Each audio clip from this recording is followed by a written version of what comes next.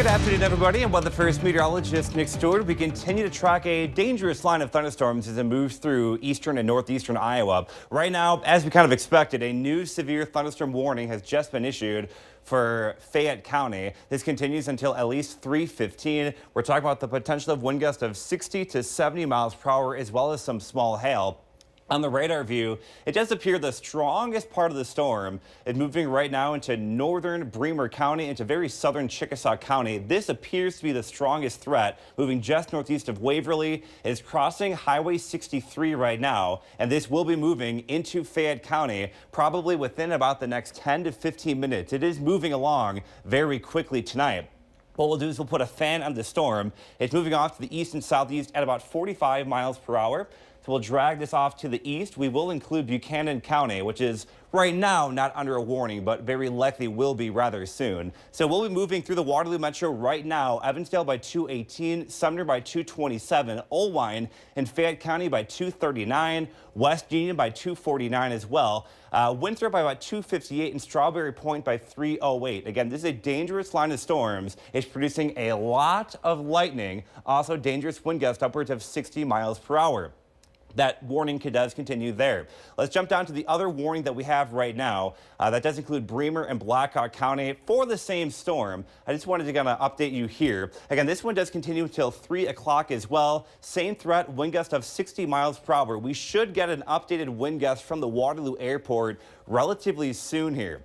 So this storm right now moving to the Waterloo Metro. Of course, we do have live cameras in the Waterloo Metro, so let's take a look and see what it looks like on the ground right now as it does move in. We'll take a look here at Cedar Falls first. This camera does take a few seconds to load up. This is one of the Iowa DOT construction cams, and you can see the rain is already falling. Traffic is definitely moving pretty slow. It is a construction zone, of course, as well, but keep in mind the camera's shaking a bit there. We do have some wind gusts, likely upwards of 60 miles per hour moving on in.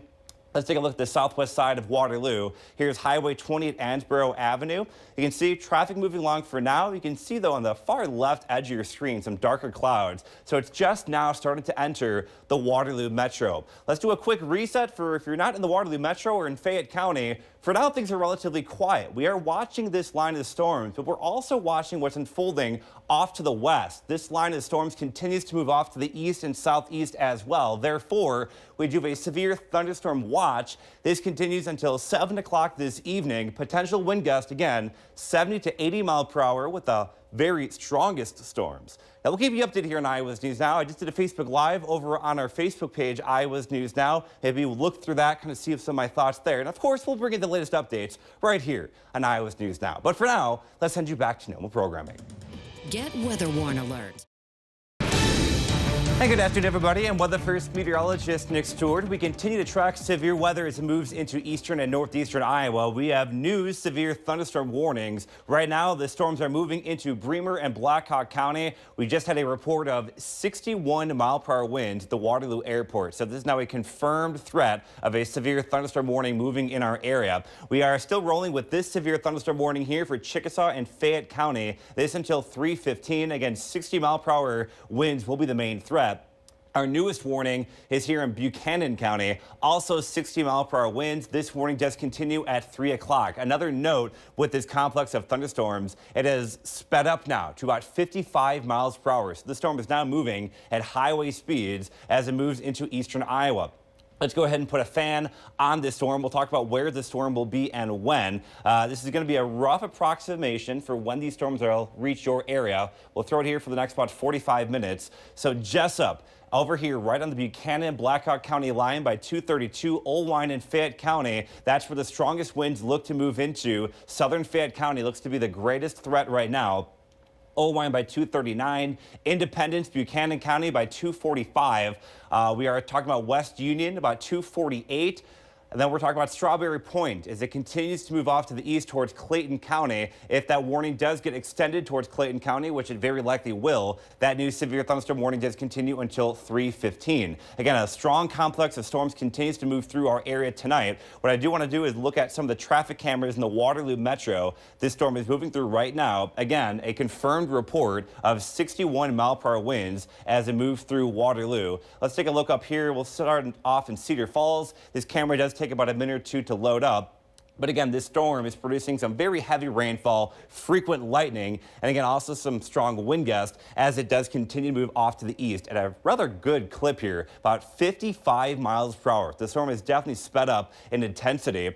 We no longer have this camera, which makes me wonder if we're starting to deal with some power outages. Oh, here we go. Camera's back up. You can see the camera is definitely shaking pretty good. There are some strong wind gusts here in Cedar Falls. Some very heavy rain is falling at this moment as well. So yeah, this is a confirmed report now of winds of 60 miles per hour. Let's take a look at downtown Waterloo. You can see the heavy rain is falling there. Strongest wind gust may be right now just off to your east and northeast, but you can see some very beneficial rain is moving over towards your way right now. Let's go ahead and do a wider view. We'll give everybody else kind of a heads up of what's unfolding this afternoon. The main threat for storms for now is off to our north and northeastern Iowa. This complex will continue to move off to the east and southeast, likely right along the Highway 20 corridor and a county to the north and a county to the south. So northern Linn County of concern as the storm does continue to move off to the east. Jones County be on guard, as well as Dubuque and Clayton counties. This area right now not under a severe thunderstorm warning. However, there is a severe thunderstorm watch.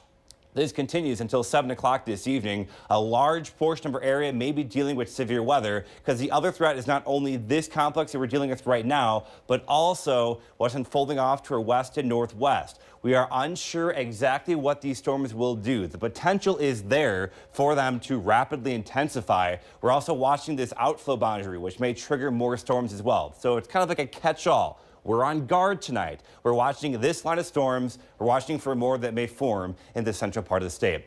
We'll keep you updated here on Iowa's News Now. Of course, you get the very latest over on iowasnewsnow.com as well. But for now, let's send you back to normal programming.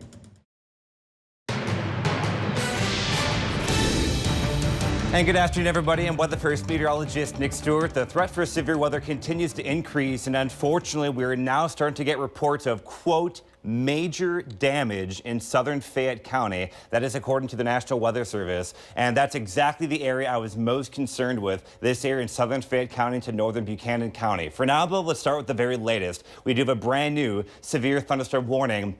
Does include Benton, Buchanan, Delaware, Jones, and Linn counties. The National Weather Service now says the threat level is considerable. So this is now a concerning storm as it continues to move off to the east. We're still talking about wind gusts of 60 to now 70 miles per hour, and I wouldn't be surprised if we do see wind gusts approach 80. This storm is rapidly intensifying as it moves through eastern Iowa. The core of the storm, strongest winds appear to be just north of Highway 20, moving right through Oelwein and Independence. If you are in Oelwein or Independence, you need to treat this thing potentially like a tornado warning. Get inside, get away from walls. You want to put as many walls between you and the outside as you can, because we're now starting to receive reports of a lot of damage occurring with this storm as it's moving into, again, southern Fayette, northern Buchanan counties right now. Strong indication of very strong wind gusts with this storm. It's also racing off to the east, moving at about 55 to 60 miles per hour. So this storm is now moving at about highway speeds as it moves through our area. We'll put a fan here. Again, the most concerning part of the storm is right about here. It's moving off to the east-southeast. So over about the next 30 minutes or so, Cutin by 254. It'll be near Backbone State Park. If you know any friends, family members, relatives that may be hiking in Backbone State Park, make sure they get to a safe place immediately. Call them, text them. Strawberry Point 301, Manchester by 305, Oneida 309, Earlville 314, Dyersville by about 321, and Worthington by 324. This will likely start approaching Dubuque County by the time we get to about 3:30 or so. So this is going to be a long-lived storm as it continues to move through eastern Iowa tonight. Let's take a look again on the southern side of the storm. The storm continues to move off to the east about 55 to 60 miles per hour.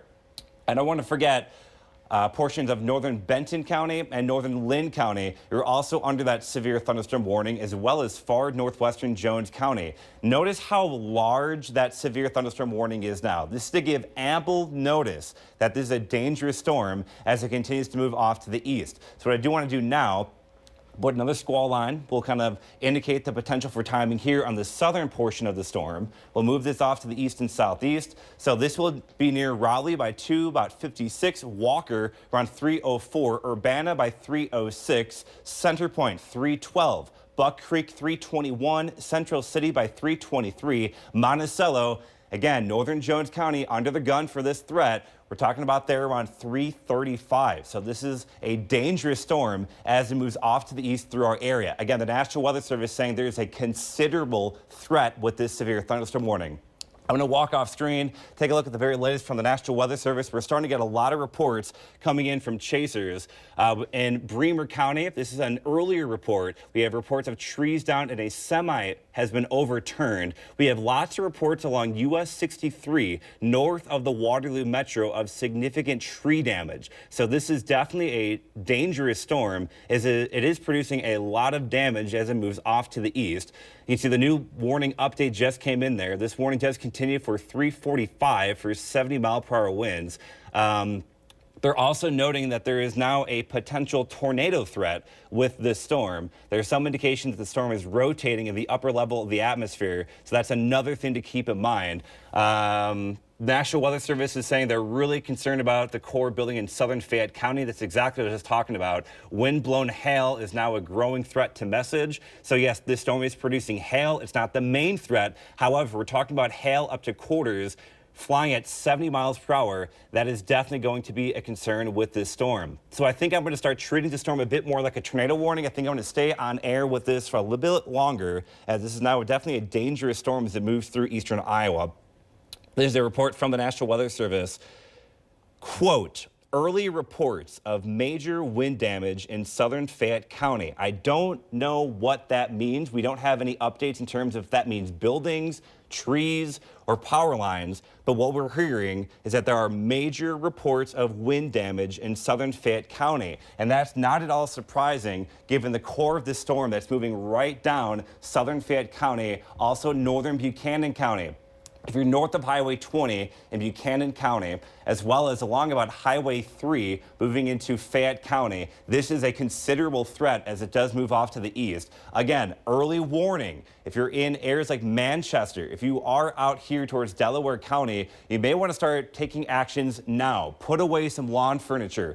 Move your car away from trees. Trees are coming down with this storm, so this is a dangerous threat as it does continue to move off to the east. Again, severe thunderstorm warning does continue until 3:45 with this brand new severe thunderstorm warning. This is for northern Benton County, the northern portions of Linn County. It is right now moving and blasting through portions of Buchanan County into Delaware County. A very dangerous storm right now. Let's go ahead and pop up some of the reports that we have coming in from the Weather Service. I believe I can do that here. Yes. So let's do this. Let's see exactly what we're talking about. So we have this report here in northern portions of Buchanan County. We have this report here. I have 70-mile-per-hour winds confirmed there near Hazleton. That was at 2:50, so that was about 7 minutes ago. Just to the west of Oelwein, we got this report right here. Let's see if I can get that to pop up. Having some issues there. Westgate. So this is the report of extreme damage. This is the major damage report just west of Oelwein. That was at 3:48. So that was about 10 minutes ago as the storm does continue to kind of race off to the east. Let's go ahead and pop up the radar. We'll do the velocity view. We'll talk about how strong these wind gusts are. And right in here, there's a really strong signature of strong wind gusts now moving into, again, northern portions of Buchanan County. I think this is the greatest threat right here. Likely Independence or just to the north of Independence. This likely passed right near the Oelwein area. Again, this is moving right along and north of Highway 20 at this hour. We'll do a pan. This is the threat right here. We now switch to the other radar. This is up towards La Crosse, Wisconsin. You can see there's a strong wind indication right here, just south of Oelwein. So at this moment, if you know anybody that may be traveling along Highway 20 between, say, the Waterloo Metro and Dubuque, which is just off to the screen, maybe you want to give them a call, give them a heads up. If they're somewhere east of this line, get them off the highway, get them to stop in areas like Manchester, get them to get to a gas station or something like that, because this is a very dangerous threat as it does continue to move off to the east here. Let's go ahead, pop up the radar view. I want to do some more timings. We're going to get people that are going to be coming in, coming out. It's 3 o'clock. Programming is changing here in Iowa's News Now, so maybe getting some new viewers here. I believe Dr. Phil is taking over at this moment. Unfortunately for the Dr. Phil fans, we're tracking severe weather as it moves through eastern Iowa. Again, this is a very dangerous core of very strong winds now moving through Buchanan County into southern Fayette County. The National Weather Service says the threat is considerable. You can see it here. Wind gusts of at least 70 miles per hour. There are reports of major damage in southern Fayette County near Oelwein. So that's why we're on the air right now, and that's why we're staying on the air, because this is a very dangerous threat as it does continue to move through eastern Iowa tonight. Let's go ahead. We got a new warning here that just popped up. So that's a new warning here for Clayton and Fayette County. That does continue until 4 o'clock. They're going with 60-mile-per-hour winds as well as 1-inch hail. The other threat with the storm is the hail. It's not particularly large, maybe quarter size, maybe a little bit larger than that. The problem is you have wind throwing it at 70 miles per hour. That can do damage to definitely crops. Soybean crop and corn crop will be very susceptible to wind-driven hail. Also, homes with vinyl siding that will likely be damaged by this wind-driven hail. Also, windows, that's going to be a major concern as well.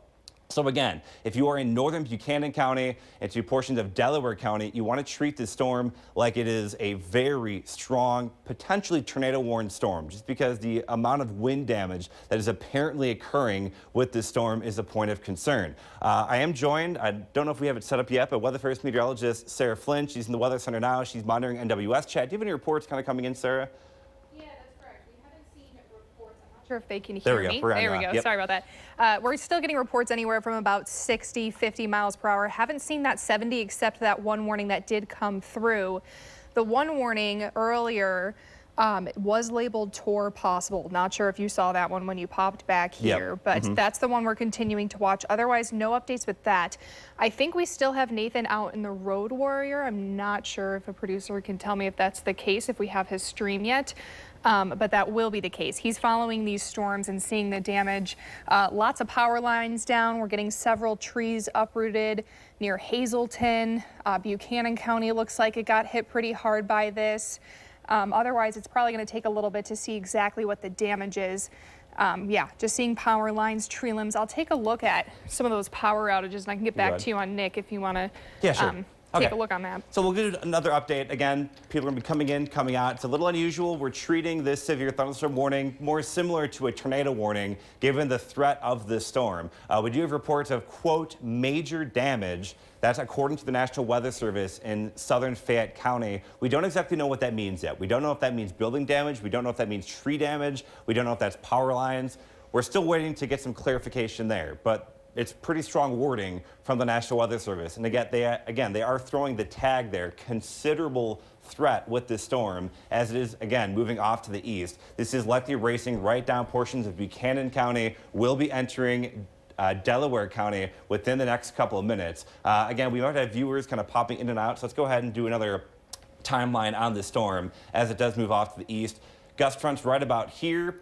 We'll take this off to the east. So again, if you are in Lamont, it's knocking on your door right now by 3:02. Again, if you know anybody that might be hiking, might be going for a walk or a jog in Backbone State Park, give them a call, give them a text, make sure they are aware of the threat that's coming their way. Manchester, be there about 3:13, Oneida by 3:17, Earlville by 3:22. And again, starts pushing into far western Dubuque County by 3:30 and the the Dyersville area. I don't want to forget about the southern portion of the storm as well, because the southern portion of the storm is likely still pretty strong. Might not be as strong as that contingent that's moving right down Highway 20, but we do have this other threat for the storm moving into northern Benton County, into northern Linn County. This is going to be a threat tonight as well. Let's go ahead and pop up.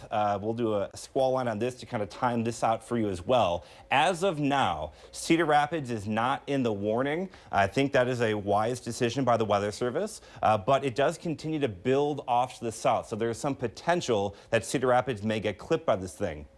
Either way, we're talking about this storm moving into Brandon by 3:05, Urbana by 3:12, Center Point by 3:18, Alice by 3:22, Alburnett 3:28, Central City by 3:30, Prairieburg by 3:35. Looks like we have a new, this is what I'm concerned about right here. They just upped the warning. Per hour because they're starting to get reports of that. Several trees are uprooted south of Hazelton. I did check on power outages thus far through Reliant. Nearly 1,000 people. Probably going to get more reports of that. But yeah, that is for 80-mile-per-hour winds. Okay, if we can make sure, if we got producers in the booth, can we just make sure that we're on Facebook Live? Because this is now a very dangerous storm. It's moving through eastern Iowa. If we can just make sure, and if we do get this on Facebook Live, you can just let me know that we are. Okay, we are on Facebook Live. So if you're watching this on the TV, you can take us with you. Go to our website, iowasnewsnow.com/watch, or you can take us with our app. It's the Iowa's News Now app. You can watch us right on there as well. Take us with you into our shelter. So this is going to continue to move off to the east. This is a very dangerous storm. I cannot stress that enough. A very dangerous storm is moving right now through Buchanan County, will be entering Delaware County, and you can see they did extend it into Dubuque County. This is the area I'm most concerned with. We're now talking about a threat of 80-mile-per-hour winds. This is a very dangerous threat moving right down Highway 20. Again, if you know somebody that may be driving along Highway 20, somewhere between about Independence and Dubuque, give them a call, shoot them a text, get them off Highway 20. This is going to be strong enough winds to potentially cause semis to roll over. We do have video of this storm. We can roll it now. Okay, this is Carrie Reggie. She's in the Sumner area, I believe. You can see really correct. strong winds there. Can you say it again? Sorry? Yeah, you're correct. Sumner area. That's what I figured. She's a great spotter for us. You can see the really strong winds that are blowing with the storm. This is a very dangerous threat. These trees are definitely going to be in jeopardy. We have lots of reports of trees going down, power lines going down. You can see the amount of leaves flying through the air. When you can see the visibility as low as it is, less than a block because of the very heavy rain, the very strong winds, that is going to be of concern. That's how you know this is a very dangerous storm with that. Again, if you do have videos, send them to us safely. Don't go outside. Really don't put yourself at risk for this. Damage photos after the fact are honestly more beneficial to us, so please, it does help us warn the public. People might see this and now take shelter because of this video. You can send them to me at Twitter, Iowa's News Now. You can send them to me also at NStewCBS2 or on our website, iowasnewsnow.com/chime in. That's the best way to get photos to us. Also on our Facebook page, Iowa's News Now. Let's go back to the radar view. Again, this is the main threat here. You can see they did cancel, did they cancel the warning? No, it's still there. Okay. It's still going, yeah. Okay, gotcha. Sorry, it's not popping up there for a second. Again, this is the main threat for the storm right now. It is moving, there it is, moving into basically right along the Delaware and Buchanan County lines right now. This is that threat, a very strong indication of wind gusts blasting through northern Buchanan County into Delaware County. This is a threat for 80-mile-per-hour winds, potentially stronger than that. Okay, let's go ahead. Sarah, do you have any other reports coming in? It looks like we are getting a pretty good amount of reports kind of coming in from the Weather Service so far, right? Yeah, definitely. A lot of the common reports that we're getting is trees being uprooted, power lines down. I continuously am seeing this Alliant power outage number continue to go up. That's actually a look of our road warrior. I believe we do have Nathan. Can we talk to Nathan?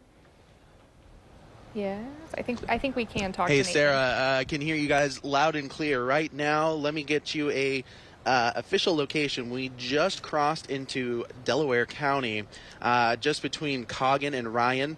We're approaching that new severe thunderstorm warning that has been tagged for 80-mile-an-hour winds. So folks, including areas like Manchester, Greeley, Delhi, Earlville, Dyersville, Worthington, all the way over into central Dubuque County, like areas like Epworth and Holy Cross, probably got that EAS notification, those new notifications that just went into effect earlier this month. So we are very near the strongest part of the storm. You can kind of see, if I zoom in here just a little bit, let me see if I can adjust the exposure just a bit.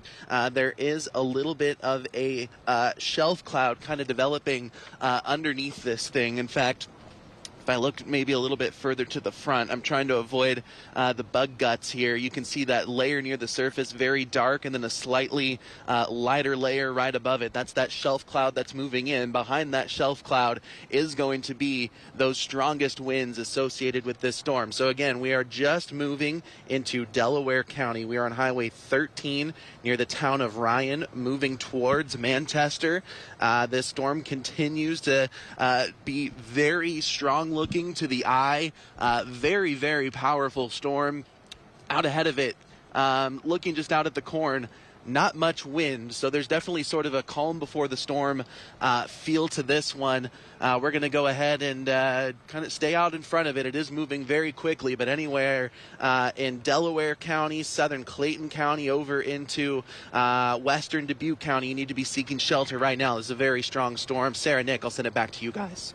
All right, again, this is what we're watching right now. Again, this is a radar threat. You can see the radar is measuring 85-mile-per-hour winds blowing towards the radar, which is down to the Quad Cities. So this is a very dangerous threat. Again, we do have a lot of reports of trees going down. We have reports of major damage in southern Fayette County. Again, we still don't know exactly what that means yet, but that is from the National Weather Service. Again, this is going to continue to move off to the east, basically right along Highway 20. If, again, you know people that may be traveling, if you know people that may be leaving the Manchester area, get them to wait, get them to stay put in Manchester. You do not want to be heading out on the highways with this strong wind. Again, this is wind speeds of 80 miles per hour as it's racing down Highway 20. Let's go ahead and pop the traditional radar view back on. Again, you can see that is a strong indication of strong winds right here. We're not really talking about a tornado threat, although that honestly can't be ruled out because of the circulation that's happening here. We call this an MCV. It's a mesoscale convective vortex right in here. Basically, it means there's really strong winds. That's what's happening right now. And that is moving right across the Buchanan and Delaware County lines. But this is of concern right in here, crossing Highway 187. The strongest gust front is likely a little displaced ahead of the rain. It's probably moving right through Dundee right now. It's getting very, very close to the Manchester area as well. So let's go ahead and time this out. Again, the strongest threat for winds is now crossing into Delaware County. We'll put a fan on this. We'll draw it off to the east here for the next, we'll say 20 minutes. Again, this thing is moving east at about 55 to 60 miles per hour. Again, Backbone State Park is at risk, 312, pretty much right now. Manchester by 314, Oneida by 320, Delhi by 323, Earlville by 324. This is a very dangerous storm as it does continue to move off to the east. Now, we have a lot of other viewers, of course, watching elsewhere in our area. What I do want to do is widen the view, kind of show what else is happening in eastern Iowa. The greatest threat is north of Highway 30 for now. That is where this really strong complex of storms continues to race off to the east towards Dubuque. If you are in Dubuque, you got ample time right now to make sure you have your patio furniture put away. Maybe park away from trees. Give yourself some time to get that done before these storms start knocking on your door. However, one thing to note is that if we look off to the west, we're watching this very closely. It hasn't been strengthening rapidly thus far, but there are still some ingredients in play. Very high instability values that could lead to this line starting to intensify as well. If this line begins to strengthen, it will also be moving off to the east. Again, we also do have the road warrior out, so feel free to double box this if he's got some good pictures and all that. Thank you, guys. You can see the big shelf cloud there. He's moving right towards the storm right now. Big shelf cloud, that's an indication of very strong winds along the leading edge of this storm. So he's going to get caught up in that really strong wind here pretty shortly. If we do have Nathan, let's go ahead and put him on. I'm very curious to see what he's seeing and exactly where he is at as that storm continues to move off to the east. Nathan, can you hear me? Hey, Nick, right now we are just south of Manchester. We are trying to stay out ahead of this thing. It is racing. We might get caught up here in the precipitation just a little bit, but we're going to hop on 20. That seems to be the safest bet for us right now. This shelf cloud, you can clearly see it now that we've gotten closer. And it is fast approaching our location. We're a couple of minutes here from that turn onto Highway 20. Lots of heavy precipitation, and just behind this shelf cloud, which continues to creep itself ever closer to Highway 13 here in Delaware County. So again, coming up on Manchester, we're going to take a right turn and try and stay out ahead of this thing. Very powerful storm. I mean, it looks like, looking into it, it looks like it's almost nighttime back there. It is a very strong storm. Lots of lightning. Starting to see a couple of CG strikes off to our west right now. Other than that, it is just a powerful storm.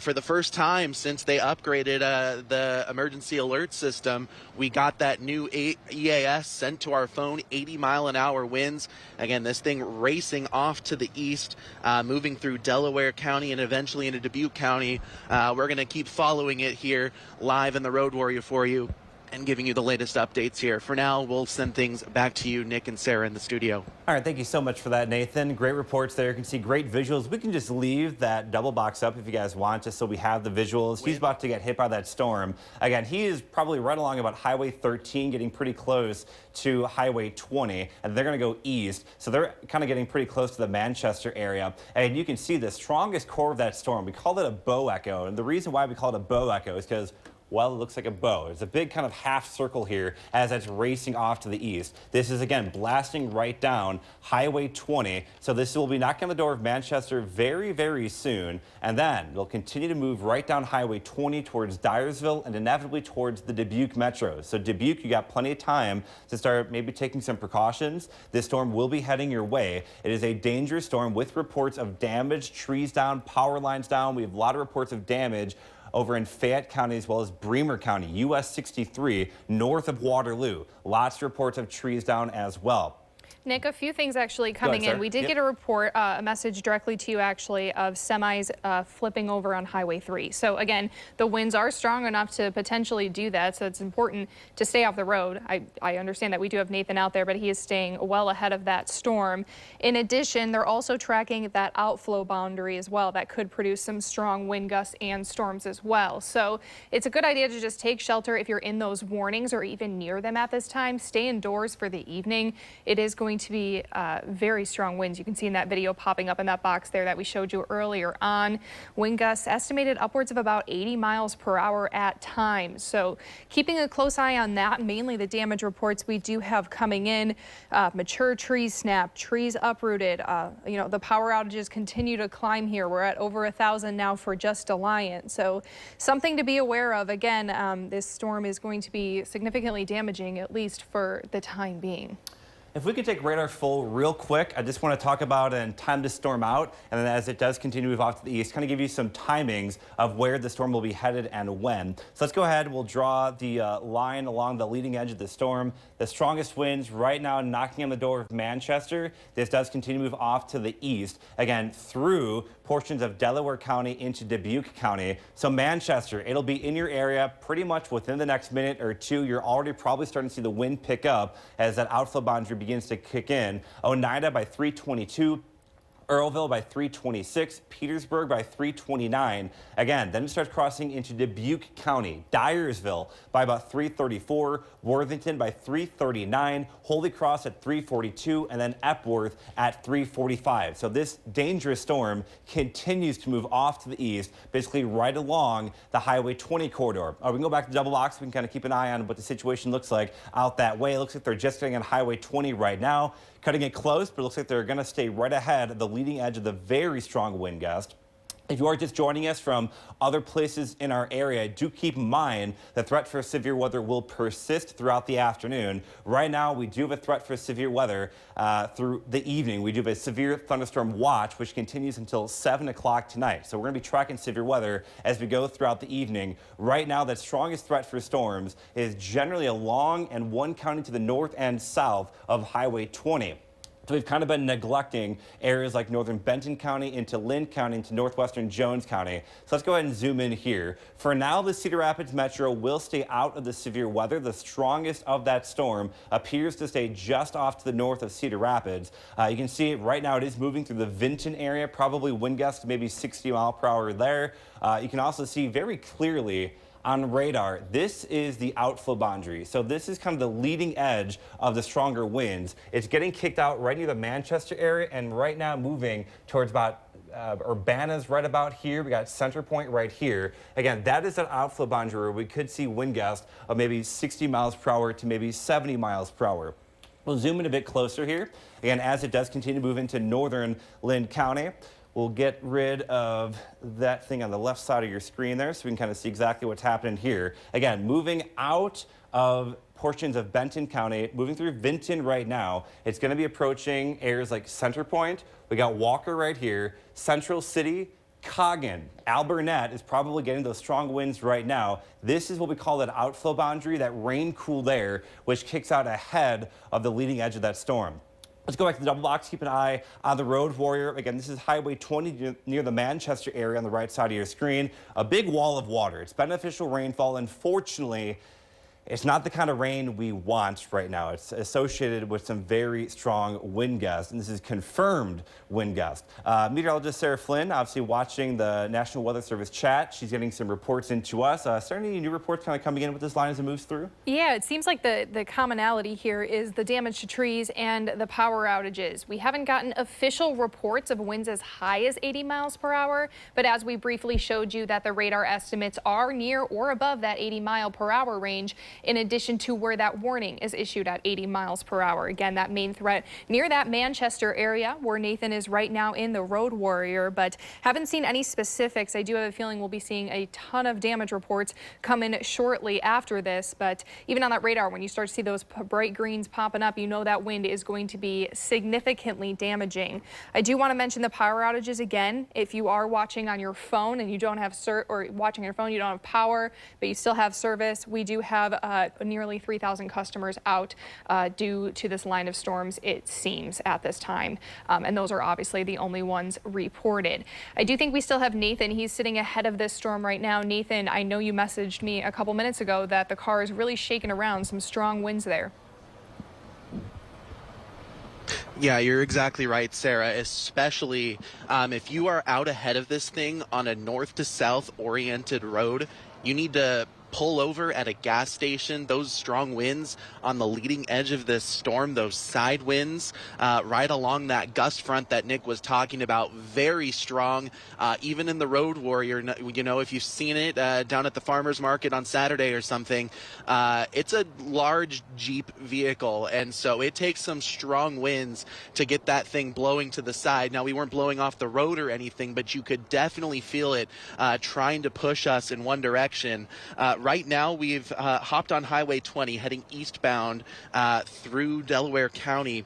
We're right near the town of Delaware, just north of Delhi, continuing to push east, try and get back out ahead of this thing, but it is racing. As you can tell here on our feed, that we are just kind of on the cusp of that shelf cloud. There's a semi-truck right next to us, but we're just on the cusp of that shelf cloud that we showed you a few minutes ago, so don't have the clearest view of it at the moment because it's pretty much right on top of us, but we're working to get out ahead of it. But don't wait until that thing is right on top of you, because that's when the strongest gusts arrive. It's not behind it. It's literally right when that shelf gets to you. You are going to feel those strong wind gusts. So anyone who is in eastern Delaware County into western Dubuque County, and really all of Dubuque County, start preparing for this like it's not going to lose strength, because this thing, again, strong gust. It's going to blow your patio furniture around. It's going to blow your trash cans over.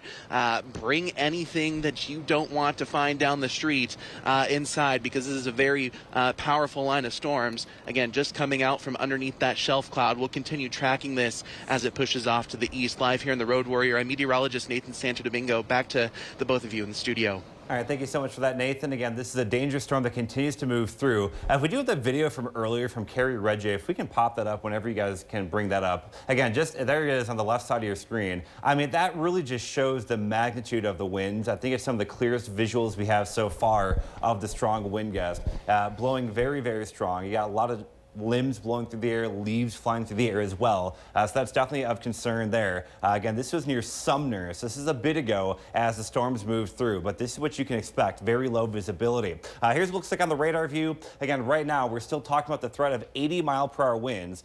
This storm, as it does continue to move right to the east, right along far eastern Buchanan County into northern Delaware County.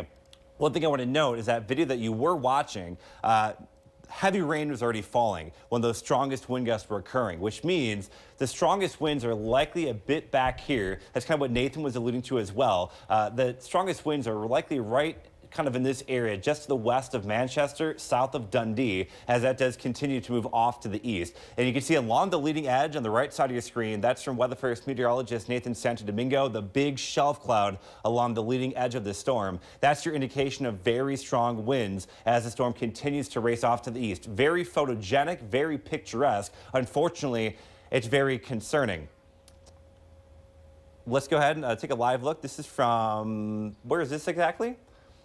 KGAN. This is a live view from KGAN. I believe I know who this is from, but I think it's for engineer Steve Hart, I'm assuming.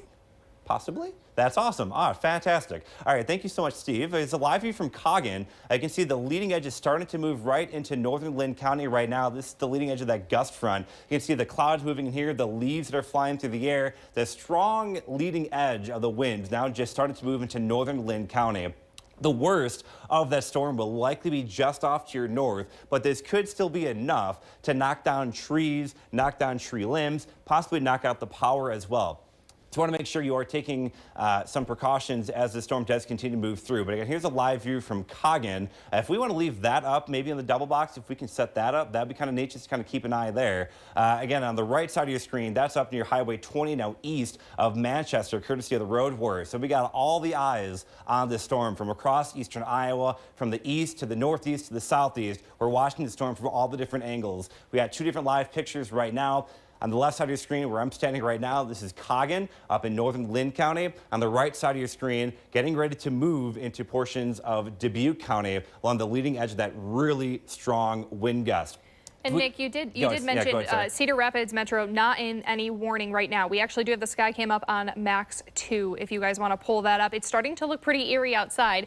Again, not in that warning right now, but definitely going to probably see some thunderstorms, and that warning does still have the potential to get extended further down to the south. So if it gets a little breezy out there, just a reminder for really all of most of eastern Iowa, I should say, if winds are higher than 70 miles per hour, you may hear those sirens go off. It doesn't necessarily mean it is a tornado. It just means that we do have strong damaging winds, and you should be taking shelter as if it is a tornado threat. So something to take note of, but we are starting to see that sky change really all across eastern Iowa, but here in Cedar Rapids starting to look a little bit dark, although still not in that warning right now. Not too many new updates as far as damage, just getting a ton of trees, limbs down, trees down, power outages. So again, take this seriously as it is a very strong line of thunderstorms. So let's go ahead and just kind of do a quick reset. If you are just joining us right now, we are approaching 3:30. We're tracking a very significant line of storms as it moves through eastern Iowa. The main threat is this storm right now, moving to far eastern Buchanan County into northern Delaware County, will be moving into western portions of Dubuque County shortly. This is a severe thunderstorm warning. Normally, we don't do what we call wall-to-wall or continuous coverage of severe thunderstorm warnings unless they are particularly dangerous, and that's what this storm is. It is producing wind gusts of 80 miles per hour. That's according to the National Weather Service. The threat is considered considerable, and we have reports of major damage with this storm. I don't want to forget our friends off to the north. We do have this severe thunderstorm warning, which does continue for Clayton County. This storm also may be producing winds of 60 miles per hour. This is moving right now into Elkader and to Strawberry Point. This will be moving off to the east, approaching Guttenberg and Colesburg as well. That is moving off to the east. That severe thunderstorm warning does continue until 4 o'clock. Again, we of course have this severe thunderstorm warning for Delaware, Buchanan, and Dubuque counties. That's until 3:45. But we also have this warning off to the south. This does include portions of far northeastern Benton County, northern Linn County, and then the far southern portions of Delaware and Buchanan counties as well. You can kind of see it here on the radar view. This is what we call the outflow boundary. This is the leading edge of the strong wind gust. Like you right now, already passing through Central City. It is definitely moving through the Manchester area right now. The heaviest of the rain about to start moving into Marion. And again, on the right side of your screen, if we can take that full, that's a beautiful view. Okay, so on the left side of your screen, that's a live view from KGAN. This is, again, northern Linn County. This is a strong storm moving into KGAN right now. You see the wind gust along the leading edge. A bit gusty, nothing too severe yet. Definitely some ominous skies there. Again, on the right side of your screen, That's a view courtesy of Weather First meteorologist Nathan Santo Domingo live in the Road Warrior. This is probably going to start moving into far western Dubuque County shortly, if not already. This is east of the Manchester area, likely approaching areas like Dyersville. He's doing a great job kind of panning, showing that big old shelf cloud. Again, that's the concerning threat right now. That's an indication of very strong winds as it continues to move into portions of Delaware County and then into western Dubuque County. If we do have Nathan on the horn, I'd love to talk to him as well, kind of get his perspective to kind of see what's happening with the storm. Nathan, if you can kind of tell us where you are and what things are looking at right now.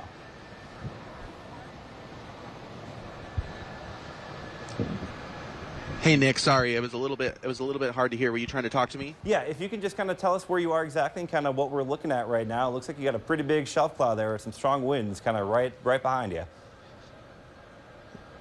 Yeah, the shelf cloud continues to maintain its shape. Maybe not quite as pronounced as it once was. So, but this storm's still very strong. We've been able to get back out ahead of it here on Highway 20. We're approaching Dyersville right now. We're going to pull off here and let it get just a little bit closer. But we wanted to give ourselves a little bit time and space to set things up. But again, if the big takeaway as we kind of let that shelf cloud come over us is those winds are going to arrive right on that shelf cloud, and they are very strong. And again, we're in a big Jeep. If you've ever seen the Road Warrior, you know what it looks like. It's a big vehicle. Sure, it's a little bit high profile, but it definitely is a sturdy vehicle, and it was still giving us a nudge there to the right when we were heading northbound. So if you're on a north to south oriented road and you're in that warning, if you got that alert sent to your phone,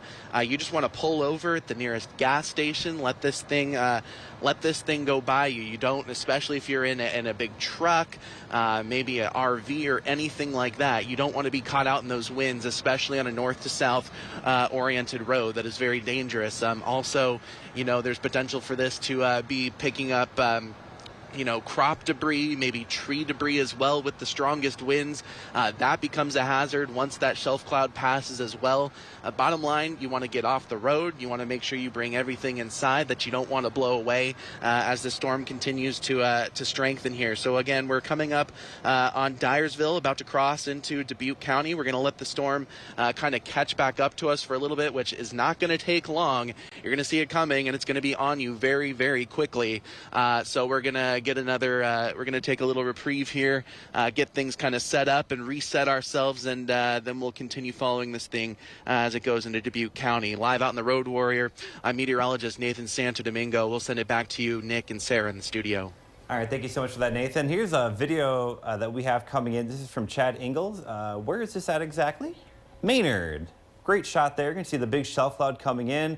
These storms are likely producing, again, in addition to the strong wind gusts, lots of heavy rainfall, also frequent lightning. You can kind of see the flashes in that. Woo, that was a really close lightning strike. Again, these storms are producing some dangerous lightning as well as very heavy rainfall. So on highways and roadways, low-lying areas, you can see the big lightning strikes there.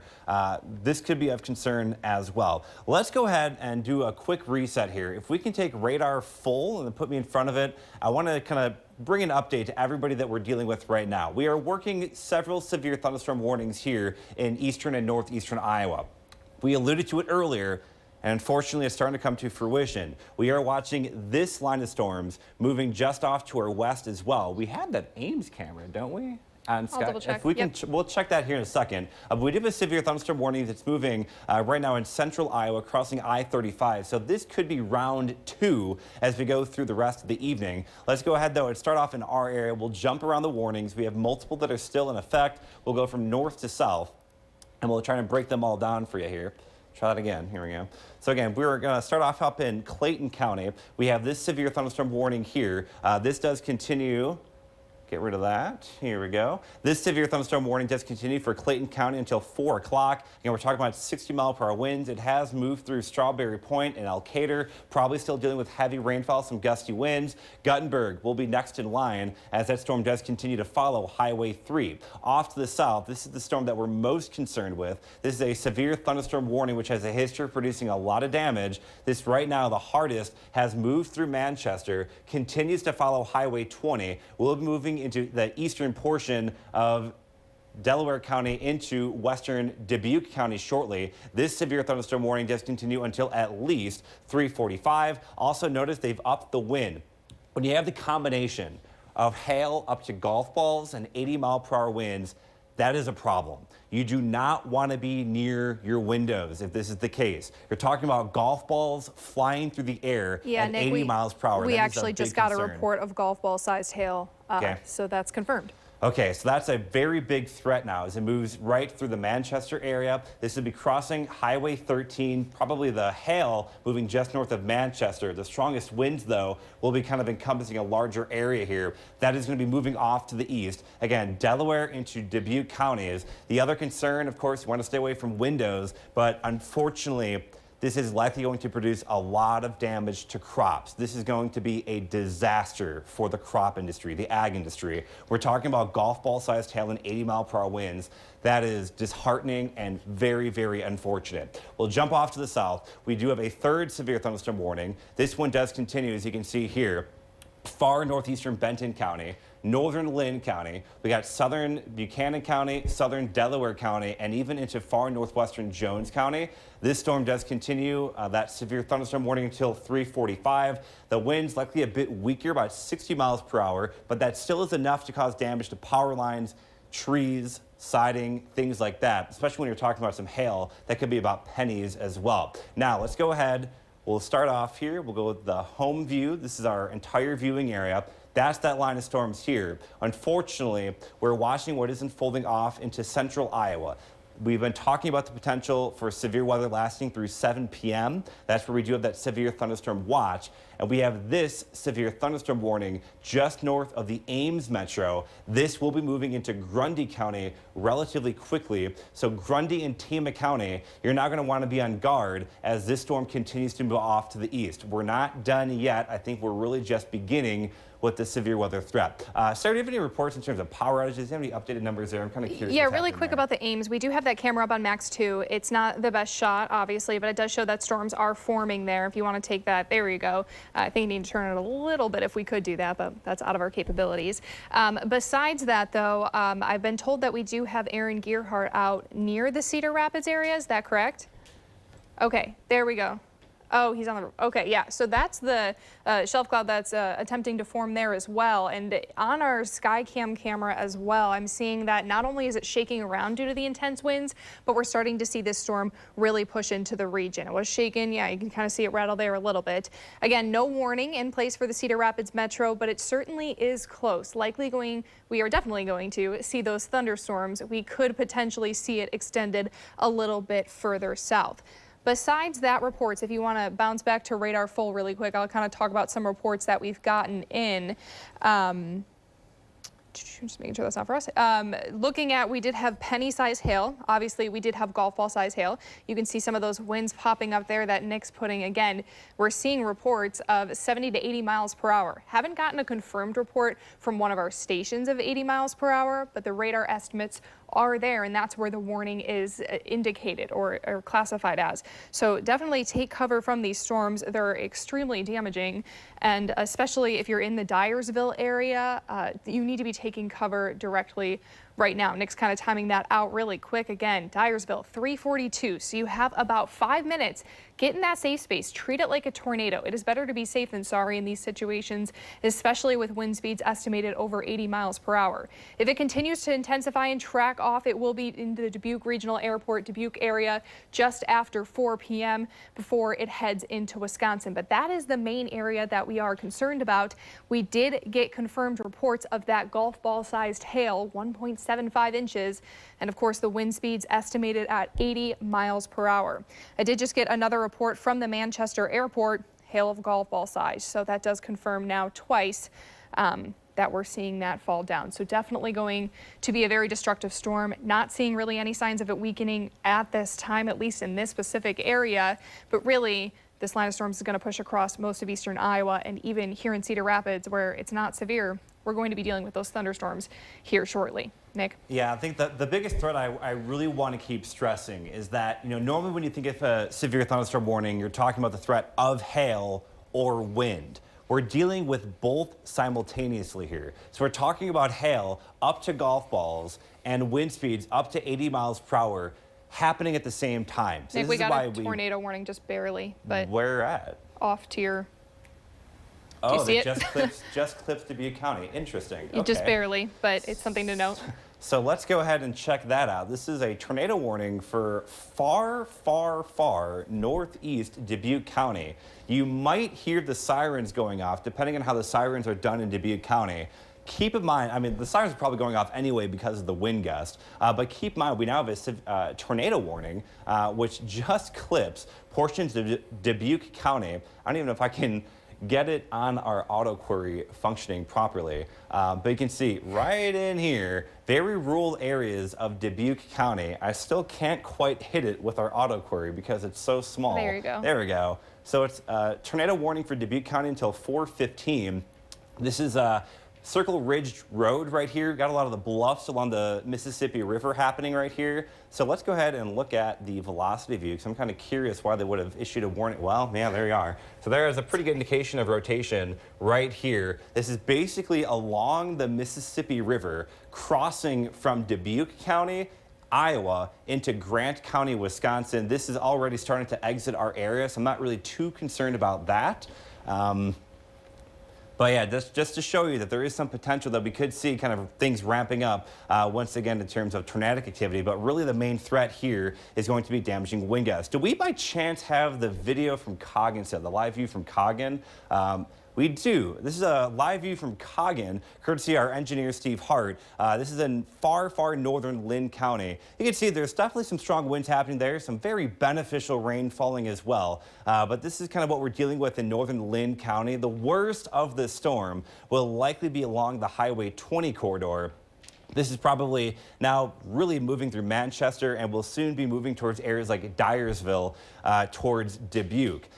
We also have live pictures of that storm from the Road Warrior. If we can double box both those live pictures, that would be awesome too. On the right side of your screen, you're now looking at a live view from the Road Warrior. This is now well into Dubuque County from Weather First meteorologist Santo Domingo. We're keeping a very close eye on that storm. Again, that's the main reason we're on the air tonight, is because very strong winds are occurring with this storm. We're talking about 80-mile-per-hour winds as well as hail up to the size of golf balls. On the right side of your screen, that's what that severe thunderstorm warning for northern Linn County. That does continue until 3:45 as well. So for another couple minutes, we're talking about, again, wind gust of maybe 60 miles per hour as it moves into northern Linn County.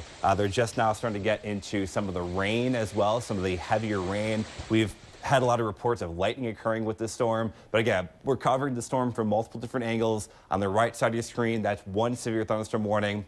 That does continue for Delaware and Dubuque County. And then the left side of your screen, that's in KGAN. That's a view of the severe thunderstorm warning moving into northern Linn County. Weather First meteorologist Santo Domingo continues to track it. If we could talk to him, just kind of see where he's at right now. I'd love to get an update on his situation, where he's at, and kind of what he's seeing so far out there.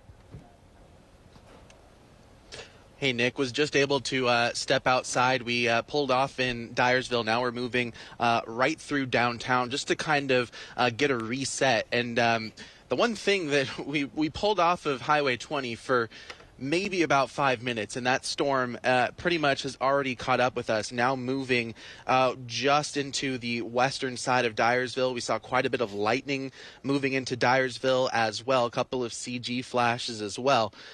Very, very strong winds on the velocities. I know that you guys have been showing this, but I mean, this thing is producing some very, very strong winds.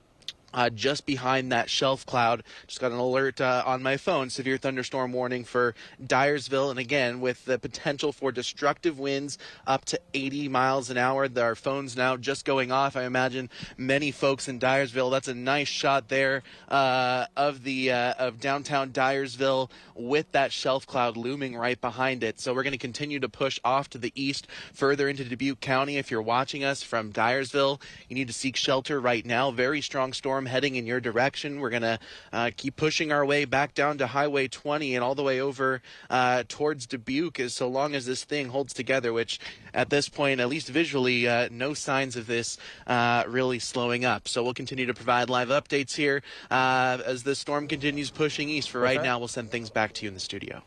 Thanks, Nathan, so much for that. You can see off on the left as well. That's in KGAN, so that storm is starting to push through there pretty rapidly. Not only are we dealing with the lightning, the potential for hail, of course the winds, but also flash flooding could be possible with how dry conditions have been. You can kind of see those trees blowing around there as well. We'll take it back to radar full if you guys don't mind, just so I can do a quick recap of kind of what's happening going on here. Just if you're coming on now, if you're hearing potentially the sirens going off because winds are, you know, above 70 miles per hour at times, this is kind of the big picture that we're looking at. First to start off, we do have this one tornado warning just barely in our region. You can hardly even get the warning there, but it is for Dubuque County. There we go. Radar indicated at this time pretty much heading out of our region. What we're mainly concerned about, though, is these severe thunderstorm warnings with winds producing potentially up to 80 miles per hour. So we're going to start at the strongest part of this storm, which is headed into the Dyersville area. That's where you just saw Nathan driving in there. 80-mile-per-hour winds. Some good news, the hail size has been particularly downgraded. We did have golf ball-sized hail reports at the Manchester airport and a little bit east of Manchester there as well. So hopefully that's dying down a little bit, but the winds have been pretty persistent and we haven't seen much of a change in that over the last couple of minutes here either. So down to the south again, I do want to say if you're chiming in the Cedar Rapids area because you're starting to see those dark skies, it's not for us. It is further northern Linn County. Still seeing winds there though of 60 miles per hour, hail at about 3/4 of an inch. Cedar Rapids going to see those storms, but again, not necessarily going to be severe, and it looks like they just canceled that. So we're kind of back to focusing on this area up here. Nick, do you want to break that down? Sure. Yeah, one thing I'm definitely starting to get a little bit more concerned with is the fact that we are watching what looks like to be a little bit of a notch starting to form here just northwest of Dyersville. This is telling me that this is really trying to ramp up once again, probably getting a lot stronger. The strongest core of the winds likely along or just north of Highway 20 right now. Again, we're talking about wind gusts of 80 miles per hour as well as hail up to quarters. So again, the hail size has come down just a little bit. That's good news, but keep in mind, quarters still flying through the air at 80 miles per hour. That's still going to do damage to your siding if you have vinyl siding. Also, there will likely be considerable damage to crops as well. Again, this severe thunderstorm warning now continues for far eastern portions of Delaware County, and as we've been warning you, Dubuque County almost fully into this severe thunderstorm warning right now. Again, wind gust of 80 miles per hour will be possible. I do want to pop up the velocity view. I'm kind of curious. Yeah, we're starting to kind of see, it looks like it's trying to form what's known as an MCV, a mesoscale convective vortex. Basically what that means is that there's very strong winds likely occurring a little bit off the ground up here, again, just north of Highway 20. Very strong indication of winds right here along and north of Highway 20. This will be moving into Dyersville right now. If they're starting to, do work at the Field of Dreams site, take things down. There's a lot of people probably still there at the movie site, given just how recently that event played out. We want to make sure they are in shelter. This is a very dangerous storm as it does continue to move off to the east. Again, Highway 20 and then towards Dubuque.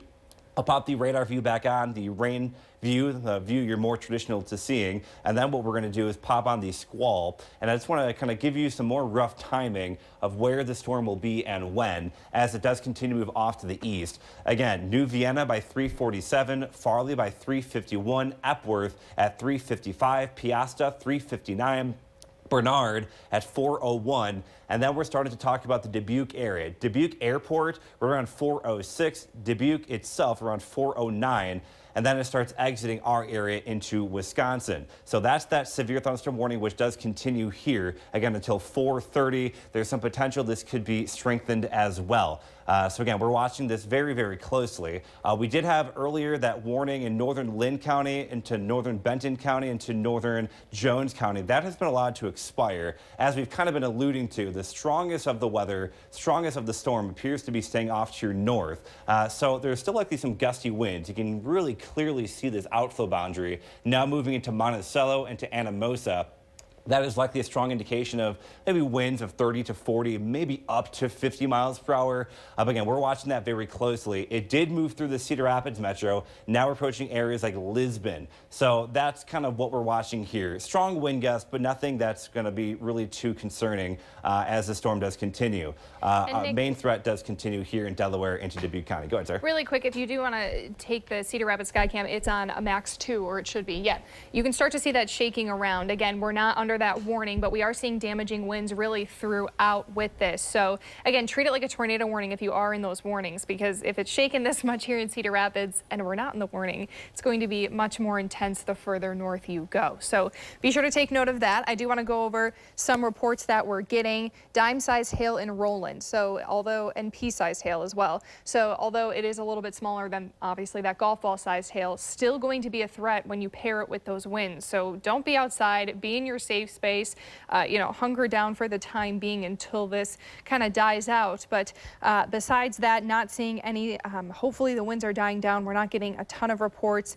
Just got one for 60 miles per hour in Delaware County. So hopefully, it is improving a little bit as far as intensity. But that's all we have right now as far as reports going on.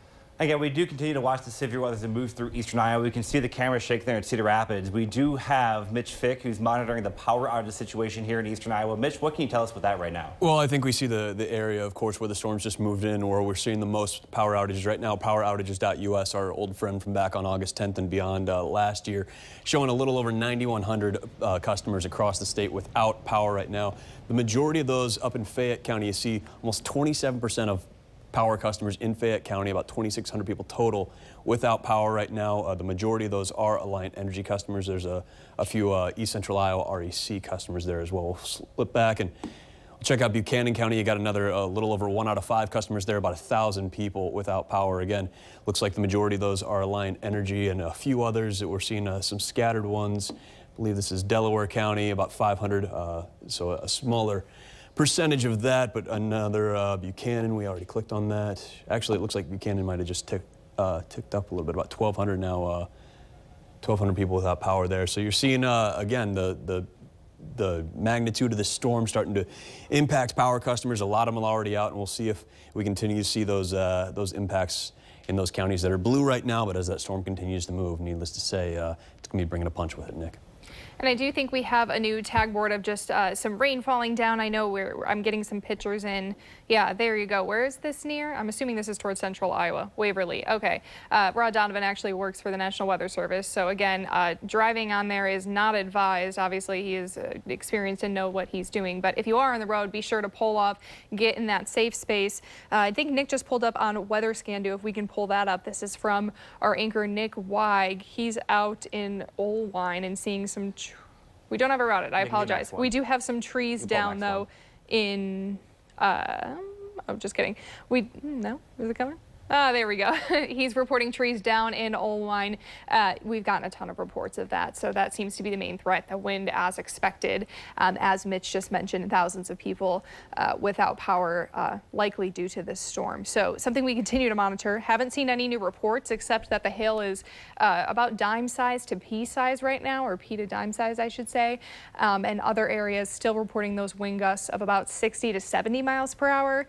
But again, radar indicated can go up to 80. So just be aware of that. And oftentimes with these wind events, we're not sure how strong they are until we can see the damage a few hours or days later. So something to just be aware of. But we'll give you a quick look at the radar and the Road Warrior side by side here. Nick, I'm not sure if you want to break it down or toss it to Nathan. Yeah, sure. Let's go ahead and just do a quick breakdown of the radar. You can leave it double box. That's cool. We got live visuals of the storm. That is that very dangerous severe thunderstorm as it does continue to move through Dubuque County. I do want to mention the tornado warning there in far northeast Dubuque County does continue. It's basically along the bluffs in far northeastern portions of Dubuque County.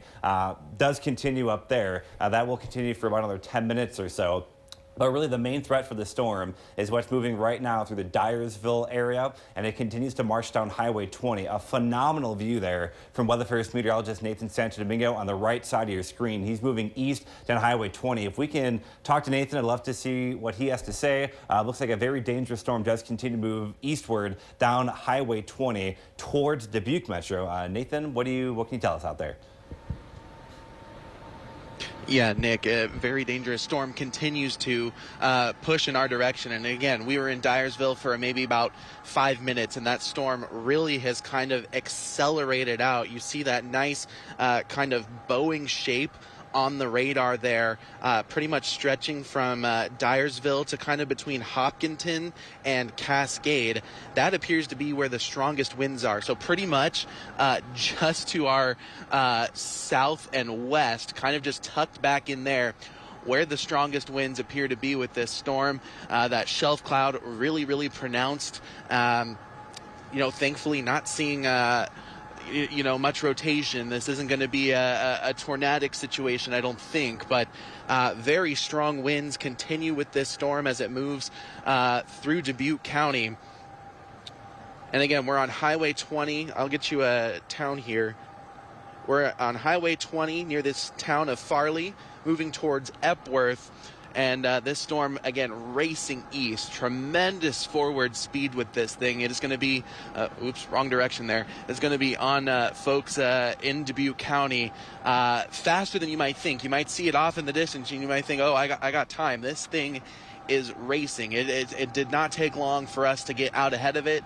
Stop in Dyersville for a few minutes, and then those winds really picked up as we kind of got back underneath that shelf cloud again. So again, continuing to push east. We'll probably end up pushing all the way to Dubuque and the Mississippi River before we will basically just kind of decide to seek somewhere safe and let this blow over us, and then try and head back towards the Cedar Rapids metro area, or at least head back down south, as I'm sure, Nick, you're keeping an eye on those storms out to the west as well. So we're going to continue to push off towards Dubuque and give you more updates as we continue to monitor these storms. I'm live in the Road Warrior meteorologist Nathan Santo. Domingo, back to you guys. And what you're looking at there on the left side of your screen, that is a storm chaser video from the Manchester area. This courtesy of Chicago Midwest Storm Chasers. You can kind of see, again, very similar to what Nathan's showing, the very big shelf cloud associated with that storm, the strong wind gust as well. Kind of see the green tint of the sky, that kind of turquoise to green tint. That's an indication of very heavy rain. Also some large hail. We did have reports of golf ball sized hail falling in Manchester. So of course, that's a very dangerous storm. So thank you for that video as well. And again, you can send us your video. We'd love to see it, including damage pictures. It really does help us tell the story. It helps warn people as well. You can send them to us on our Facebook page, Iowa's News Now. You can tweet them at me on Twitter, at NStewCBS2, at Sara Flynn, or at Iowa's News Now. That's great ways for us to get photos. And of course, on our website, iowasnewsnow.com/chime in. Nathan alluded to it. This is also what we're watching. We do have this severe thunderstorm warning for now just off to our west, but this does border some of our counties. We got Grundy County right here. So if you're in Grundy Center down to Conrad, you want to keep your eye to the sky. The storm is moving off to the east. Again, we're also talking about 60-mile-per-hour winds and quarter-sized hail with this storm, and there is still some room that this could strengthen. So we need to watch this storm very closely. So if you're in Grundy County over to Tama County, you want to watch it as it does continue to move off to the east and southeast. That is definitely a concern there. Let's do a quick reset over all of eastern Iowa, kind of show you what we're watching right now. The threat for severe weather, again, for now, the active warnings are here for Dubuque County, eastern Delaware County, and to southern Clayton County.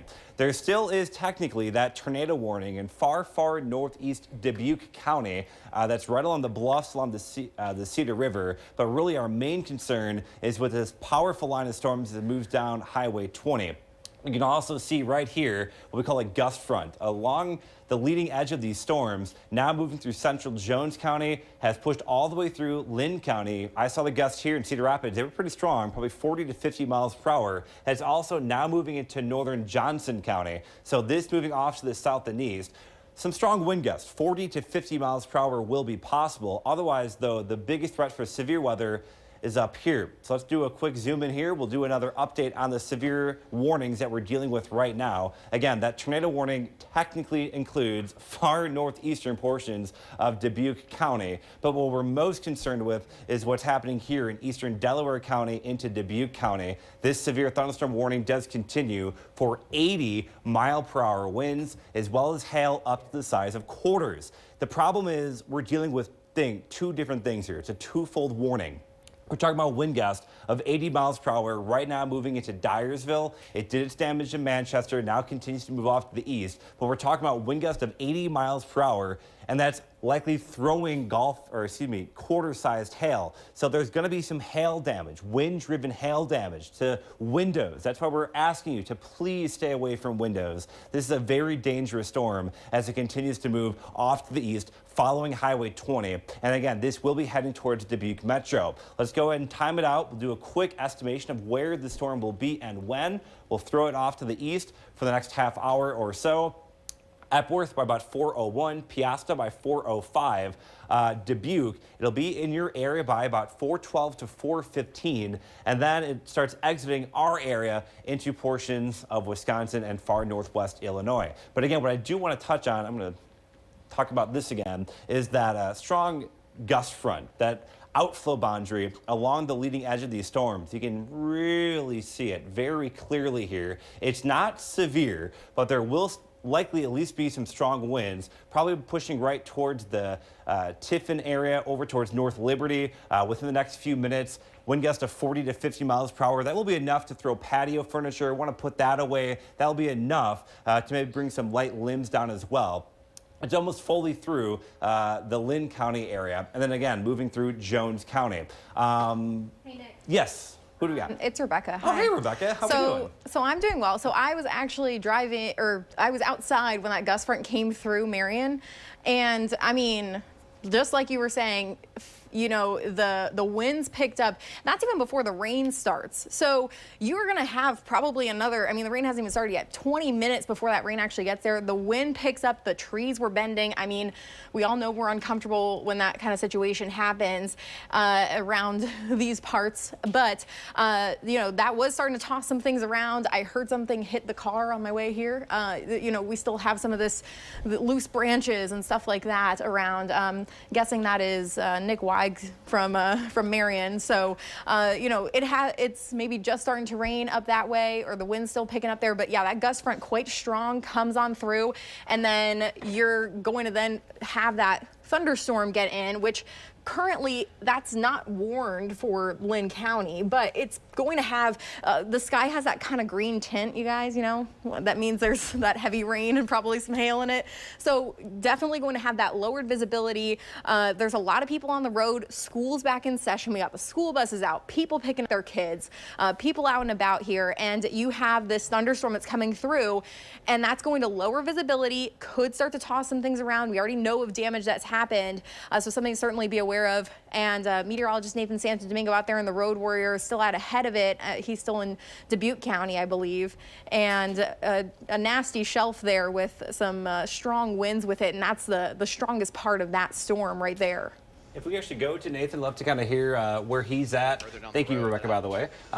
If we can kind of talk to Nathan Santo Domingo, looks like he's starting to approach the Dubuque Metro. You can see the big shelf cloud continues there. Nathan, where are you, and what can you tell us what you're seeing right now?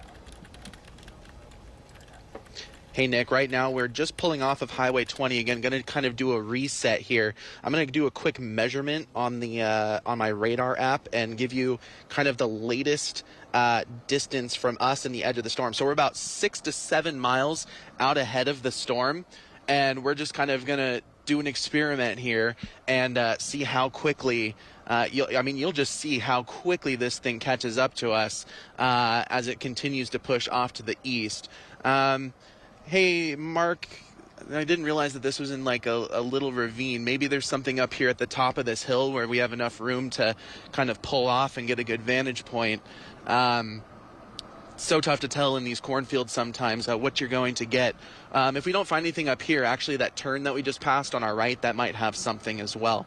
But again, these things just keep racing off to the east. I mean, we're staying out ahead of it, but then if we stop at all, it is very, very quickly catching up to us. Here's a look at the front of the road warrior, and you can even see kind of that little bit of a bulge of that shelf cloud extending out ahead of this. and continuing to keep an eye on that as it approaches our area. And again, Mark, if you have anywhere where you think that there's a good spot to pull over, I'll leave it to your discretion here. It is a little bit of hilly terrain, so it is blocking our view of this shelf here a little bit. So again, strong line of storms. If you're anywhere near Piasta, Centralia, Rickardsville, Sageville, into the western area or western portions of Dubuque, you need to be inside as this storm continues to push off to the east. Here's a nice view of that shelf cloud. You can tell it is already starting to catch up to us here. That did not take long at all. This thing is going to be on you in a hurry. You need to make sure you have everything inside. Don't be out on the roads, especially those north to south oriented roads. And like Rebecca mentioned, schools getting out, maybe kids at after school activities. I imagine they're taking their precautionary shelters at the school themselves, get in contact with them with the phone. But at this point, I would just leave them to their coaches, their teachers, whatever. They're going to stay safe. You need to stay safe first before you go try and pick them up, I should say, as these strong line of storms continues to push east. So like right now, again, in Dubuque County, going to get a vantage point on these. You can really see the motion on it when we slow down the Road Warrior. We'll continue feeding live views of these storms back as they do get closer. For now, we'll send it back to you in the studio.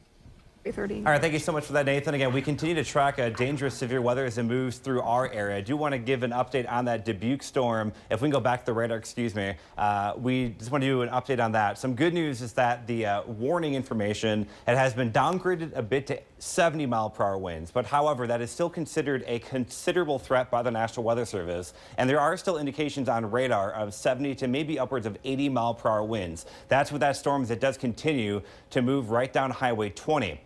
We have some reports from Manchester of a roof blown off, I believe that was correct, Rebecca? Yes, that is yes. right. So we have a roof blown off in Manchester. We also have a photo of some signage that was damaged. Brandon Hansen has this photo.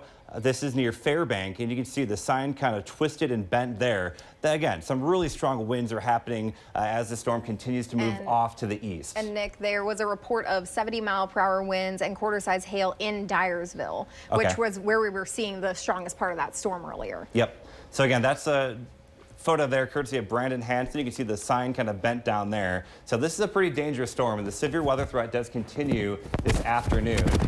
Let's go ahead and let's go back to radar full if we can with me on the radar full. I do want to just talk about, we do have a new severe thunderstorm warning. We were kind of talking about this earlier. We were watching this storm that started pushing towards portions of Grundy as well as Tama counties. And unfortunately, we have just that, a brand new warning that's been issued for portions of our area.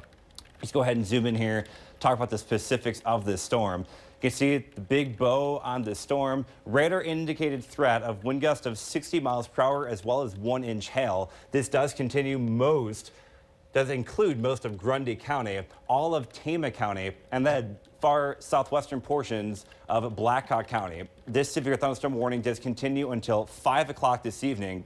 Wind gusts of 60 miles per hour as well as quarter-sized hail. So again, you want to make sure you're keeping an eye on the skies tonight because that severe thunderstorm watch includes a very large portion of our area through 7 p.m. tonight. We'll put a fan on this guy and we'll throw it off to the east. We'll do some kind of approximate timings as it continues to move through our area. Marietta, which is technically just off to our south at 4:06. Marshalltown over in Marshall County by 4:12. But then Rhinebeck by 4:21. The Meskwaki Casino in far western portions of Tama County around 4:26. Tama by 4:32. Dysart by 4:37. And then LaPorte City, it'll be in your area by 4:43. Again, if it does hold strength as it moves through portions of Blackhawk County. So that's that new severe thunderstorm warning there. We continue to watch the severe thunderstorm warning over in Dubuque County. If we can double box what Nathan has in the Road Warrior as well, want to keep an eye on what's going on out there. You can see on his screen the big shelf cloud kind of moving through at this moment. That's an indication of very strong winds. That warning does continue for Dubuque County. You can see it here. That does continue until the tornado warning is out of our area. So that's some good news there. The tornado warning is over in Wisconsin for Grant County. But here's that severe thunderstorm warning. Does continue for Delaware and Dubuque County until you can see 4:30. winds. Yep, you can see 70-mile-per-hour winds as well as quarter-sized hail. Looks like Nathan's about to start getting clipped by kind of some of the leading edge of that. But before we get to Nathan, if we can just, Rebecca, you had some more reports coming in. Can you talk about some of the reports we had, including that one from Manchester, which sounded rather concerning? Yeah, so we did get a report. They're saying that through an app, they can get these reports from people that said uprooted trees and also a roof blown off. Linn, crops flattened, which unfortunately, as we heard about these winds picking up, we knew that could be an issue. Trees down about just 1 mile west of Linn. And then we do have just some more hail reports that 70-mile-per-hour winds coming through from Dyersville, and we've had multiple 60 to 70-mile-per-hour wind gusts reported. 58-mile-per-hour wind gusts measured at the fire station in Dyersville. So seeing evidence of those 60 to 70-mile-per-hour winds. So certainly, you know, we're seeing that absolute verification of those strong thunderstorms, which are, you know, getting to that high end when you're on that 70-mile-per-hour side of things, and 60 miles per hour can, of course, do some damage. And then Strawberry Point, 50-mile-per-hour winds. Stanley and Fayette County, there were 1-inch tree limbs broken, shingles blown off. And we've seen multiple reports of hail as well, uprooted and broken trees across the southern end of Oelwein in town there. And we also had that sign blown over in Fairbank, which is just a sign of just how strong those winds are. So you can see Nathan there with the leading edge of the storm coming in. I know also we do have a visual from Broadcast Park here where in Cedar Rapids, we also have the wind starting to pick up and heavy rain falling as that storm's coming through here. So there's a live look at Broadcast Park. So certainly some heavy rain coming down at the moment, and we have 3 tents that have been picked up here at the station so far. That's some good news. We definitely do need the rain. We don't need the severe weather, that's for sure. Thankfully, the severe weather is not affecting the Cedar Rapids Metro, just some very beneficial rainfall. We did have some gusty winds, probably 40 to 50 miles per hour with that gust front, but thankfully just some very beneficial rain as it moves through our area. If we can talk about the severe thunderstorm warning that does continue here, this is again for Dubuque County. Still radar indications of 70 to 75 mile per hour winds. Officially, the warning is for 70-mile-per-hour winds. The threat from the Weather Service remains considerable. Again, the right side of your screen, that is the severe thunderstorm warning, which is getting ready to roll into Dubuque. We do have some updated numbers on power outages. If we can send things over to Mitch Fick.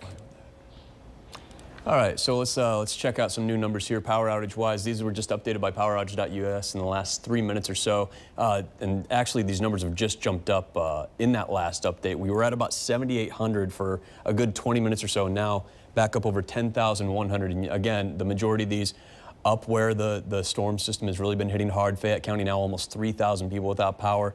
More than 1,100 in Buchanan County, another 1,000 in Bremer. Blackhawk County, even though they're not one of the reddish or orangish colors, they've still got about 1,500 people out there, and Dubuque, or Delaware rather, over 1,400 people. We're also seeing about 1,200 in Linn County, and again, the majority of these are Alliant customers. If we take a look at their map, click on Cedar Rapids, because it's just, as we were talking about, we're getting a lot of beneficial rain. You just saw the shot outside Broadcast Park, but there's a big clip right, actually not too far from us. There's 3 outages with 1,100 people. I would imagine that's somewhat related to the storm or the wind or something like that, but a big contingent there. But again, the vast majority of these up here, and again, so far, according to the map here from Power Outage, nobody in Dubuque, but that system right on the outskirts there, so watching that. But some big numbers coming out of, let's see, around Strawberry Point, there's about 263. The Fairbank area, you got, about 2,600, almost 2,700 there. So a large number of people now experiencing power outages. Again, that's jumped up, a little more than almost 30% here in the last 5 minutes or so. The latest numbers from Iowa or PowerOutage.us. So expecting that number to maybe go up as those systems move into the Dubuque area. So we'll keep an eye on things. But again, a lot of people dealing with the aftermath of those storms, not just storm damage, but of course now in the dark now as we head into the 4 o'clock hour. All right, thank you so much for that, Mitch. Again, that severe thunderstorm warning does continue here for Delaware and Dubuque counties. Officially, the warning is for 70-mile-per-hour winds. This storm has a history of producing a lot of damage. We had reports of roofs blown off in Manchester. 84 miles per hour is what the estimated gust is now on radar. It looks like it's trying to pick up again right north of the Epworth area. On the right side of your screen, that's our view from Weather First meteorologist Santo Domingo. He's live in the road warrior along the leading edge of this very dangerous storm. If we can send things out to Nathan, get an update on what things look like out there. It looks like he's about to get munched on by the storm, Nathan. Yeah, we just talked, maybe that was 5-6 minutes ago, and I said that the storm was 6-7 miles away. And it caught up to us in a hurry. We'll flip things back outside, and just big wall of water. I know it's kind of hard to see on our view here from our camera up top, but there's definitely that kind of green hint to it, indicating a lot of heavy rainfall, maybe some small hail there falling just along Highway 20 right behind us. We're continuing to push our way further into Dubuque County. Now about to hop back onto Highway 20 and really just kind of follow this thing back towards the Dubuque metro area. We might take a slight shortcut from that, but I'm going to pick a road network out here in just a second and figure out which way we want to go. But for now, headed back towards Highway 20. Yeah, Mark, take a left right here. And I mean, if you saw, I think, Nick, that you had that in the double box there for quite some time, and just the motion on these clouds is just, I mean, you can visualize, based on how fast the clouds are moving, just how strong those wind gusts can be. I mean, these things are just accelerating out ahead of this storm, a very dangerous situation.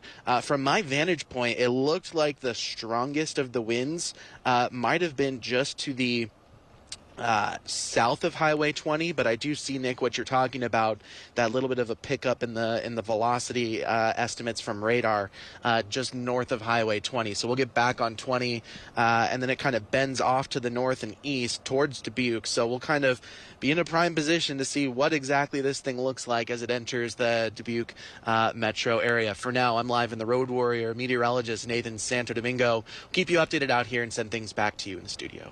All right, again, we continue to watch this very dangerous storm. Thank you so much for that, Nathan. This is a severe thunderstorm warning, which does continue for far eastern portions of Delaware County and into Dubuque County. Again, this storm has a history of producing damage. A lot of reports of damage near southern Fayette County and northern Buchanan County. Right when we started this, right around about 2:45 to 3 o'clock, we did have that initial report of major damage in Fayette County. Originally, we didn't exactly know what that meant yet, but we now have some updated information from the Weather Service regarding that. Meteorologist Rebecca Kopelman, I believe you just saw the report a moment ago about the hog confinement. Can you talk about some of the damage there in the Fairbank area? Yeah, so they were saying that now there's outside of kind of the city of Fairbank, there's a hog confinement building and the roof has blown off, and they're also saying corn is flat in that area, and also have seen reports of uprooted trees around that zone, and probably where we have some of those power outages as well, where you could either have trees that went down on power lines or power lines themselves that have come down too. And just continuing to get reports with this storm now going into Dubuque, where large pine trees are down across a road near the town of Worthington. So that's something that is very recent. And that storm is continuing to head to the east and not really showing any signs of weakening either.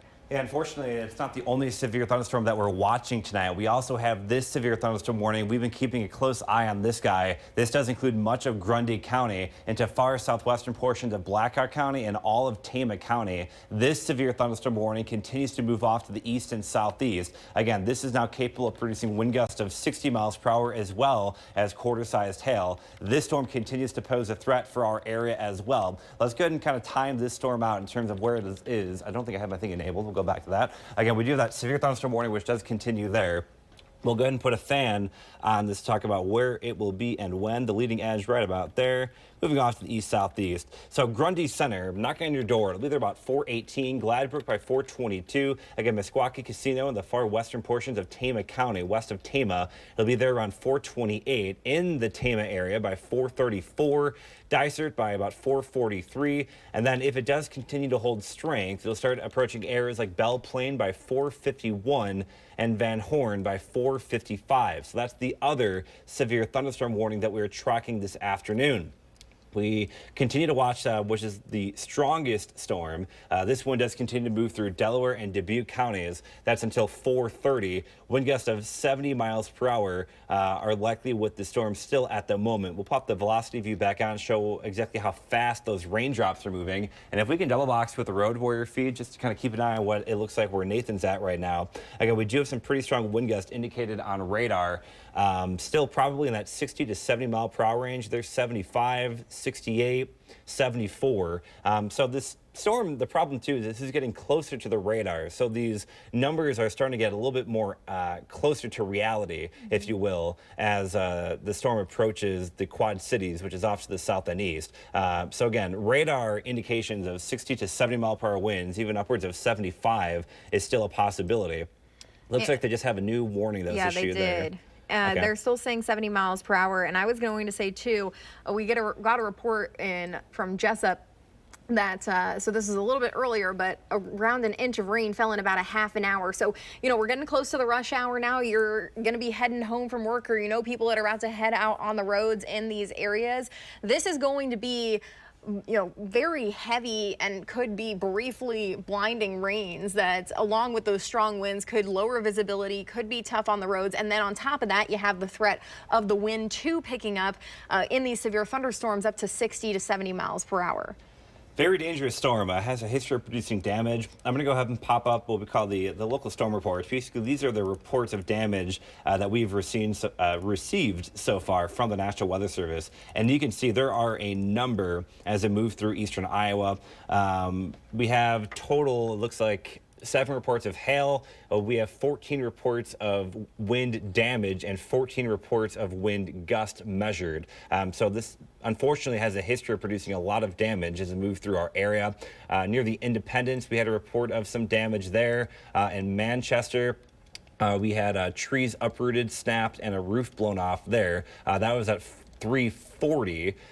We also had, of course, the hail reports, 1.75 inches. That's golf balls. That was at the Manchester Airport. Swinging over to the Oelwein area, we had multiple reports of trees snapped, multiple mature trees snapped down the middle. This was in Oelwein. In fact, we have a photo of that. Let me go ahead and pop that up. Where is it at? That was from Emmy Weig. I'm going to pop that up over on Max 1. And again, this was from Oelwein. So we did have, unfortunately, tree damage with this confirmed. And so that's some of the reports that we're seeing in Oelwein. So the storm is dangerous. It does have a history of producing damage. And unfortunately, I think we're going to only get a clearer picture of just how much damage has been done by the storm as we go through the rest of the afternoon. Let's go ahead and do a quick reset. We're approaching about 4:20 now on this Tuesday. We are tracking severe weather as it moves through eastern Iowa. We are tracking right now 2 separate severe thunderstorm warnings, one for Dubuque County. That one does continue for 70 mile per hour winds. We also have this severe thunderstorm warning for Grundy, southwestern Blackhawk, and basically all of Tama County. That also will continue this afternoon. We'll start off with the Dubuque storm. That's what you're looking at there on the right side of your screen. That is from Weather First meteorologist Nathan Santo Domingo, live in the Road Warrior. The heavy rain starting to approach him here in the Dubuque area. That severe thunderstorm warning does continue until 4:30. Again, we're talking about wind gusts of 70 miles per hour, also hail up to the size of quarters. The Weather Service, the National Weather Service, says the threat is considerable as it moves into the Dubuque metro. You can see that's where Nathan is right there on the right side of your screen. Severe thunderstorm warning does continue until at least 4:30, but actually they did extend that warning with this guy here. So actually the warning for Dubuque County goes until 5:15. So it's going to be going on for quite a while. We'll go ahead and do a reset over our area and then talk about the other storm that we're watching. That is, again, in our western portion of our area. That does continue for Grundy, Tama, and Blackhawk County. Severe thunderstorm warning does continue here until 5 o'clock this afternoon. This storm does continue to move off to the east as well. Moving right now into the Marshalltown area, Grundy Center. You can clearly see that bow showing up on radar. That's that indication of really strong winds blowing out of the head of that storm. And you have what's known as a rear inflow jet kind of kicking on the back side here. So there's likely some pretty strong winds, upwards of 60 to maybe 70 miles per hour, as it is starting to enter enter our area. Crossing Highway 14 that goes north out of Waterloo. Soon we'll be moving into western Tama County. So again, if you are in Tama County, you want to treat the storm with respect. Maybe you have a few extra minutes. Maybe try and get your patio furniture inside. Park away from trees if you're parked outside. Just be mindful that we're starting to talk about some pretty strong wind gusts associated with this storm. Do want to talk about where the storm will be and when. We'll do kind of a quick timeline on the storm. Go off to the east-southeast. You can see it'll be Gladbrook by 4:22, Rhinebeck by 4:28, Meskwaki Casino again west of Tama at 4:30. It'll be in Tama by about 4:35 to 4:36, Cutler by 4:40, Dysart by 4:43, and then if it does continue into areas like Benton County, it'll be near Belle Plaine by about 4:52. Strong storm there does continue to move off to the east and southeast at about 55 miles per hour. Weather First meteorologist Rebecca Kopelman kind of monitoring National Weather Service chat. We're getting a lot of reports tonight. Anything new you're seeing right now, Rebecca? I have not seen really much new information come through. There's been just multiple of these reports of the strong winds. Manchester, we're getting some more damage reports from there, which was from about an hour ago. Roof peeled off a downtown building, several trees down in downtown. Then we also have a report from the Manchester airport, a pole barn flattened northwest of Manchester.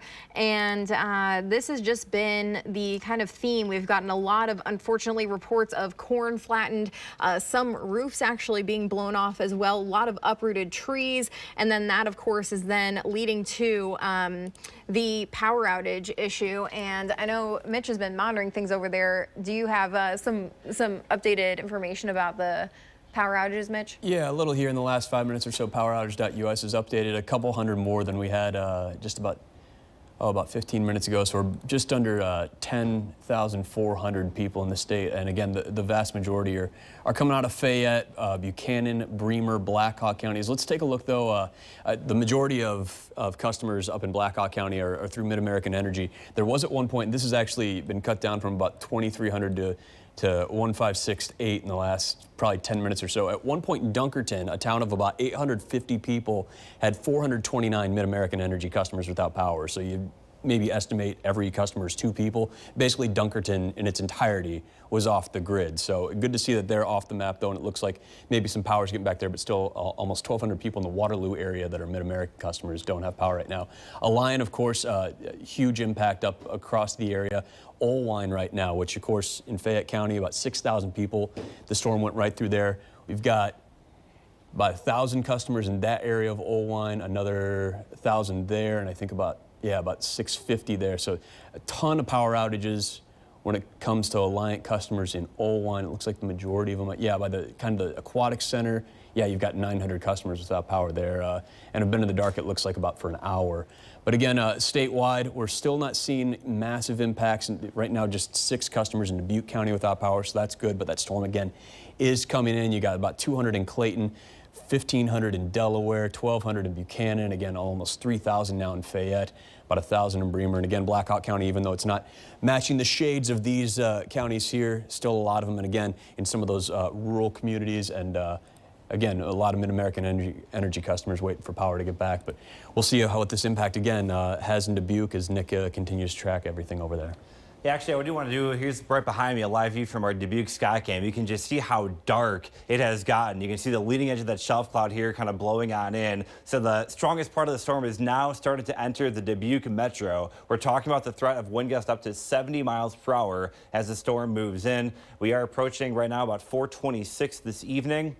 Storm continues to move on in. See traffic moving along Highway 20 for the time being without many major issues. Likely not too far to the west of this camera. That's what you see on the right side of your screen. That's from Weather First meteorologist Nathan Santo Domingo. He's live right now in Dubuque monitoring the storms. Nathan, what looks like you're seeing some heavy rain starting to move in your area, some gusty winds. Looks like the wind's starting to pick up as well. Kind of talk about, if you can, what's happening right now in the Dubuque area.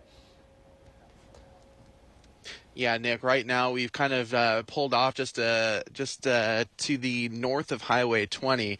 I just caught a glimpse of this American flag over here. Let's see if that can come into focus. We've had quite a few bug guts get on our camera today, so it is making things a little bit more difficult to try and focus in. But I mean, you can see that flag there whipping in the wind. I'd guess that this is bringing sustained winds of probably 40 to 50 miles an hour. We could really feel it blowing the Road Warrior side to side, and now it's moving through the Dubuque metro area. Strong winds moving through. Here's a kind of a cleaner look now that we have this camera again on the inside from our dash cam. Our windshield wipers on the top doing all they can, but we're in some very heavy rainfall at this point. So the wind and the rain definitely arriving in Dubuque right now. Haven't heard any hail, which is good news. So it seems that that threat has pretty much diminished. The storm is looking a little bit weaker than it once was when it was back closer to Dyersville in western Dubuque County. So that's also some good news, but not anything that you want to be traveling in at this point. Definitely some reduced visibility out there on the roads. We had some cardboard boxes and things, and small tree debris getting lofted into the air and blowing all around. Just heard a nice rumble of thunder, so definitely not conditions that you want to be outside in. Thankfully, again, it seems the winds have calmed down a little bit, but that flag, it's still blowing pretty good there in the wind, so the wind's still something that once we get into the thick of this, we'll really kind of get a full measure of just how strong they are. For right now, though, we're in a good spot, a safe spot, and we're going to let this blow through and then work our way back on Highway 20. Try and see if there was and check in on areas like Dyersville, like Piasta, Epworth, even back towards Manchester, just to see how they fared through this very powerful line of storms. Live here in the Road Warrior, I'm meteorologist Nathan Santo. Domingo. Back to you guys in the studio. And we do have some more information we're starting to learn from the Oelwein area. This is in Fayette County from earlier. What we're learning from the Iowa DOT is that Highway 3 through the central part of the town there is blocked due to debris on the roadway. We have some unconfirmed reports we're working on confirming right now, but we do know that there's something going on here in the central part of Oelwein. Again, if you do have any reports, we'd love to see them. iowasnewsnow.com. Send them to us on our Facebook page. You can send videos or photos that way. Give us some information what's happening in your area, because again, this really does help your neighbors. This helps us warn other people what's coming their way. I do want to talk about that severe thunderstorm watch. It still includes a very large portion of our area until 7 o'clock tonight, because we're not only dealing with the storms moving through Dubuque, which you see on the right side of your screen, but we're also dealing with storms moving into our western counties, including Grundy and Tama County. Here's another view from Dubuque tonight. You see the leading edge of that storm is now past the Mississippi River. That gust front now blowing into northwestern Illinois and southwestern portions of Wisconsin. And right behind this will soon come the heavier rainfall as well as the really strong wind gust. Here's where we stand in terms of the radar situation. We continue to track two separate warnings. Of course, that storm moving through Dubuque right now, which you're watching on the right side of your screen, courtesy of Weather First meteorologist Nathan Santo Domingo and the Road Warrior. But we're also watching this storm entering our western counties. This is probably going to be round two that we have to be very mindful of, as there's still a good amount of instability in play for these storms to work with. You can see on radar a pretty good indication we call a bow echo. That's an indication of strong winds that's now moving into Tama County. Tama County, you have Tama right here, Meskwaki Casino's right about here, Trayer's up here. So this storm is moving in your direction. Really strong winds likely just went through the Grundy Center area. Let's go ahead and put a fan on this, talk about where this will be and when as it continues to move off to the east here through Tama County. I will include portions of Benton County as well, just because I want to make sure people in Benton County kind of get the heads up of what's coming their way. Again, it will be in Meskwaki Casino within the next minute or two, about 4:32, in the Tama area by 4:38, Cutler by 4:41, Dicer by 4:44, Chelsea by 4:49. Then we're going to start talking about LaPorte City at 4:51, Belle Plaine at 4:56, and if it does continue to hold strength, it will be approaching the Vinton area right around our 5 o'clock area. We do have some new photos coming in of the damage. Again, we really do appreciate these photos. It really does help us warn your neighbors. Here's a photo from Fairbank. We have corn. Oh, no. That's corn that looks like it's been completely flattened there. That's from Brandon Hansen and Fairbank. So, again, this is that crop damage that we're seeing there. Looks like we got a lot of tree damage too. Those are some large mature trees that look like they've just been split in half due to those really strong winds. Again, this is the threat that we're dealing with tonight as these storms continue to move through our area. Again, if you do have photos, we'd love to see them. iowasnewsnow.com/chime in is one way to do it, or you can just send them to us on our Facebook page, Iowa's News Now. We have Weather First meteorologist Rebecca Kopelman watching the National Weather Service chat. Now that time has passed, we continue to get more reports coming in. Are you seeing anything new coming in with these storms, Rebecca? The only thing so far has been that in Asbury in Dubuque County has been a gust of 50 miles per hour, 40 to 50 mile per hour gusts estimated. So something that's good about that is that those reports have come down from the 70 that we had been hearing of, and there's some indication of weakening, that the shape of that storm is becoming a little more flat rather than that bowed kind of backward C shape of what we had been looking at and what that storm out to the west looks like. So hopefully in a weakening state now, and it is starting to cross the Mississippi at least, but heading into the city of Dubuque, it looks like some of the strongest wind should be about there and then pass on by. Outside of that, I mean, I can kind of do a recap of some of the damage reports we have heard of, which has been, Nick just told you about that Highway 3 blockage in Oelwein, just east of town, kind of near Mercy there. Manchester downtown, roof peeled off of a building, several trees down, and northwest of Manchester the pole barn has been flattened. There's also been a lot of those uprooted trees, lots of reports of the power lines down, trees down, crop damage. There was also a report in Tripola earlier of a semi that was turned over from the wind. So as we are continuing to see these storms come through, we got this one exiting, and if only that could be the end of it. Unfortunately, it's not, because we do have this next one that is coming into Tama County. So for people that are traveling between Waterloo to Tama and then east toward Vinton, Van Horn, Cedar Rapids, Traer and such, Highway 63 is going to be tough to travel on soon as the storm comes in, and we are going to continue to have these, low visibilities, the strong winds, the heavy rain, and then of course that threat that we're really going to be concerned about is just if those winds peak once again, which right now looks like below the 70 mile per hour threshold at the moment, Nick. Yeah, again, we continue to watch a lot of severe storms and the potential here in eastern Iowa. We do have that severe thunderstorm warning, which does continue there for 70 mile per hour winds. That's going to be in Dubuque County. This does continue to move off to the east here. It looks like the core of the strongest winds, heavy rainfall, maybe some small hail, which could be up to about quarter size. That's now just getting ready to move right towards Dubuque Metro at this hour. Again, severe thunderstorm warning does continue for Dubuque County. That's until 5:15. The National Weather Service says the threat is considerable. This storm has a history of producing damage all the way through our area as it went right down Highway 20. That severe thunderstorm warning does continue here again until 5:15.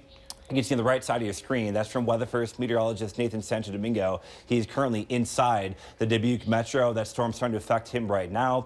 The other storm that we need to watch very closely is what's entering into our western counties at this hour.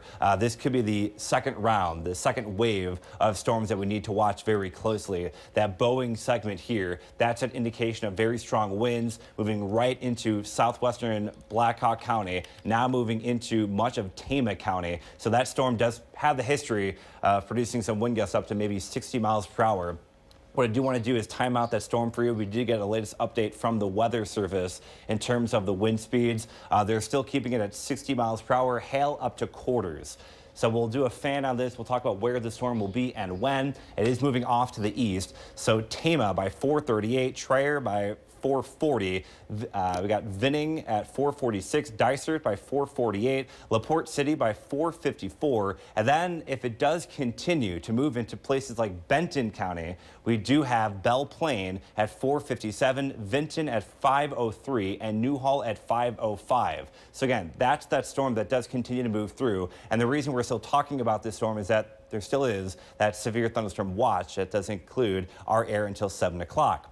Here's another view from Dubuque. This is right along the Mississippi River. We're about to start seeing the heaviest of the rain, strongest winds moving in this way. You can kind of very faintly see there on the horizon. That's what's left of the sunny skies we dealt with earlier.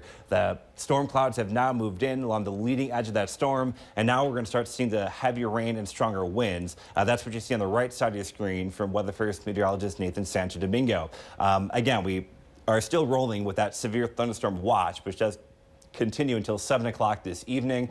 Basically, all of our area along and north the Highway 20 corridor, all of the Highway 30 corridor, and down to 80 as well. So we haven't talked a lot about areas like Iowa County and Johnson County, but just keep in mind the threat is not over with. We still have a long night to go. We still have daylight, some instability to work with, and that's unfortunately why we continue to watch these severe storms move in. Here's the latest view from Dubuque. Again, just how quickly things have changed from when we looked at it maybe less than a minute ago. You can no longer really see the sunny skies there on the horizon, and now we're starting to see some reduced visibility. The heavier rain now moving into downtown Dubuque. We're getting ready for some stronger wind gusts as well. So a wider view over eastern Iowa. This complex of thunderstorms continues to move through the Cedar Rapids area. We did get some stronger wind gusts to maybe 40 miles per hour, maybe a little bit higher than that as a gust front moved through, but thankfully nothing in terms of severe weather. Also, Jones County dealt with some heavier rainfall, still dealing with heavier rainfall and some gusty winds at maybe 40 to 50 miles per hour. But the main threat continues to be that storm in Dubuque County. That is where we continue to deal with that severe thunderstorm warning, which does continue until at least 5:15. You can see Dubuque, the center of Dubuque right here. Here's kind of that bowing shape, right? This is kind of where we expect the strongest of the wind gusts to be, as well as possibly some larger hail with that storm. This storm continues to be warned for wind gusts of 70 miles per hour. The National Weather Service says the threat for this storm is considerable. The storm has a history of producing some significant damage off to the west. We do have reports of roof damage and roofs being blown off in the Manchester area. We also have a lot of reports of damage in Oelwein. So two areas that we're watching very closely. We do have a team of reporters and meteorologists. We had meteorologist Sara Flynn started this broadcast with me not too long ago. She's now on her way to go investigate some of that damage. So very big thanks to her. We're now starting to see some of the heavier rain move towards Nathan. If we can actually send things out to Weather First meteorologist Santo Domingo live in the road war. It looks like he's starting to deal with that heavier rain moving on in, some stronger wind gusts as well. Nathan, can you talk about exactly where you are and maybe talk about what we're kind of seeing in your way right now? Right, Nick, we're on the west side of Dubuque. I think we're making our way on Highway 20 now, just to the south of Asbury. So gonna push back a little bit to the west here to kind of see what this storm essentially left in its path with those strong winds. Here's a look outside of the road warrior, and we're pretty much in the thick of it right now. The strongest part of the storm currently just sits off to our south, but plenty of heavy rain. Not hearing any hail, so that's good news for the Dubuque Metro, although it does look like there might be some a little bit just to the south of Dubuque itself, more towards areas like Lamont, excuse me. But right now, again, pushing our way back to the west in the very thick of the rain, very heavy rainfall, reduced visibility is going to be an issue here for a while here near Dubuque as this storm continues to push off to the east. Really put on hold any plans to head out the door here. It is slow moving, likely going to be some ponding issues on low-lying areas, on roadways. So you'll have to keep an eye on that. Maybe some areas of standing water with the very heaviest of the rain right now moving through. So that's also a concern. Wind gusts were definitely strong. I can say that thankfully it did seem that they were weakening a little bit on approach towards Dubuque, and that the strongest just missed down to the south. But again, we're hearing multiple reports of damage further off to the west. A lot of lightning still continues to be associated with this storm, so definitely not something that you want to even think about heading outside right now. Just wait until this blows through, until the severe thunderstorm warning is lifted and you give them the all clear. Very strong storm here, finally pushing out of our area here, or at least starting to, as it moves through eastern Dubuque County. So we're going to go back to the west, like I said, maybe towards Dyersville or Manchester, and give you an update from there later on. Live out in the road warrior, our meteorologist Santo Domingo, Iowa's News Now. Again, we continue to watch damage reports come in. These are photos coming in from Cody Hunter. This is limbs down from trees in Hopkinton. You can see the damage there with these storms. That's a fairly large branch there. And then this is probably going to be the most of the damage. It's going to be tree damage. A lot of reports of tree limbs being down over in that area. That's something we need to continue to watch. Again, one thing I want to stress is that we continue to deal with that severe thunderstorm watch until 7 o'clock tonight. That does include a very large portion of our area. We're watching more storms form into our central counties over towards Tama County. That severe thunderstorm warning does continue to move through. But again, the other storm is in Dubuque as well. We do have a live view from Dubuque. You can see the strongest of the rain starting to move in. Gusty winds are going to start moving into downtown as well. You did see reports from Nathan, who is a little bit further off to the west and from where this camera is, where the heavier rain is falling. And again, to reset the situation, we're dealing with that severe thunderstorm warning in Dubuque County. That continues for 70-mile-per-hour winds. The National Weather Service says that is considerable. Again, we also have this severe thunderstorm warning here for Tama County, Grundy County. That's also for wind gusts of 60 miles per hour. But meteorologist Rebecca Kopelman and I were just talking about it. It looks like the storm is starting to get a little bit more disorganized, so that's some good news there. We do have Mitch Fick standing by. He's watching a lot of power outages. He's reporting some more numbers kind of coming in. Mitch, what's it look like your way? Yeah, poweroutage.us just updated in the last, 5 minutes or so, and actually we're seeing a bit of a tick down. We had about 10,400 people without power in Iowa last time we checked. Now we're down to about 9,100, so that's good, but still a ton of people in Fayette around the Fairbank Oelwein area. We'll actually go to the Alliant map here and show you there's about 2,700 customers still without power in that area right there. The good news is if you're an Alliant customer, we're looking at that system that Nick's tracking and the rest of the team's tracking that's just going through and getting into Tama County. They actually, I think they only have 3 customers there with an outage and 7. So you got 10 people as that system seems to move out of that area. So that's good. At least it's not knocking out power there, but still a lot of people that are dealing with the aftermath. We've seen the pictures of trees down and whatnot, still dealing with a ton of power outages. But we are seeing a good about 50% of people that were out of power about 20 minutes ago in Blackhawk County are back on. They still have about 700 people, though, without power. That big outage that we saw in Linn County, kind of by Broadcast Park, actually, where there was about 1,100 people without power, that's been cut down considerably. But we're starting to see an uptick in outages in Delaware County as that storm moves to the east.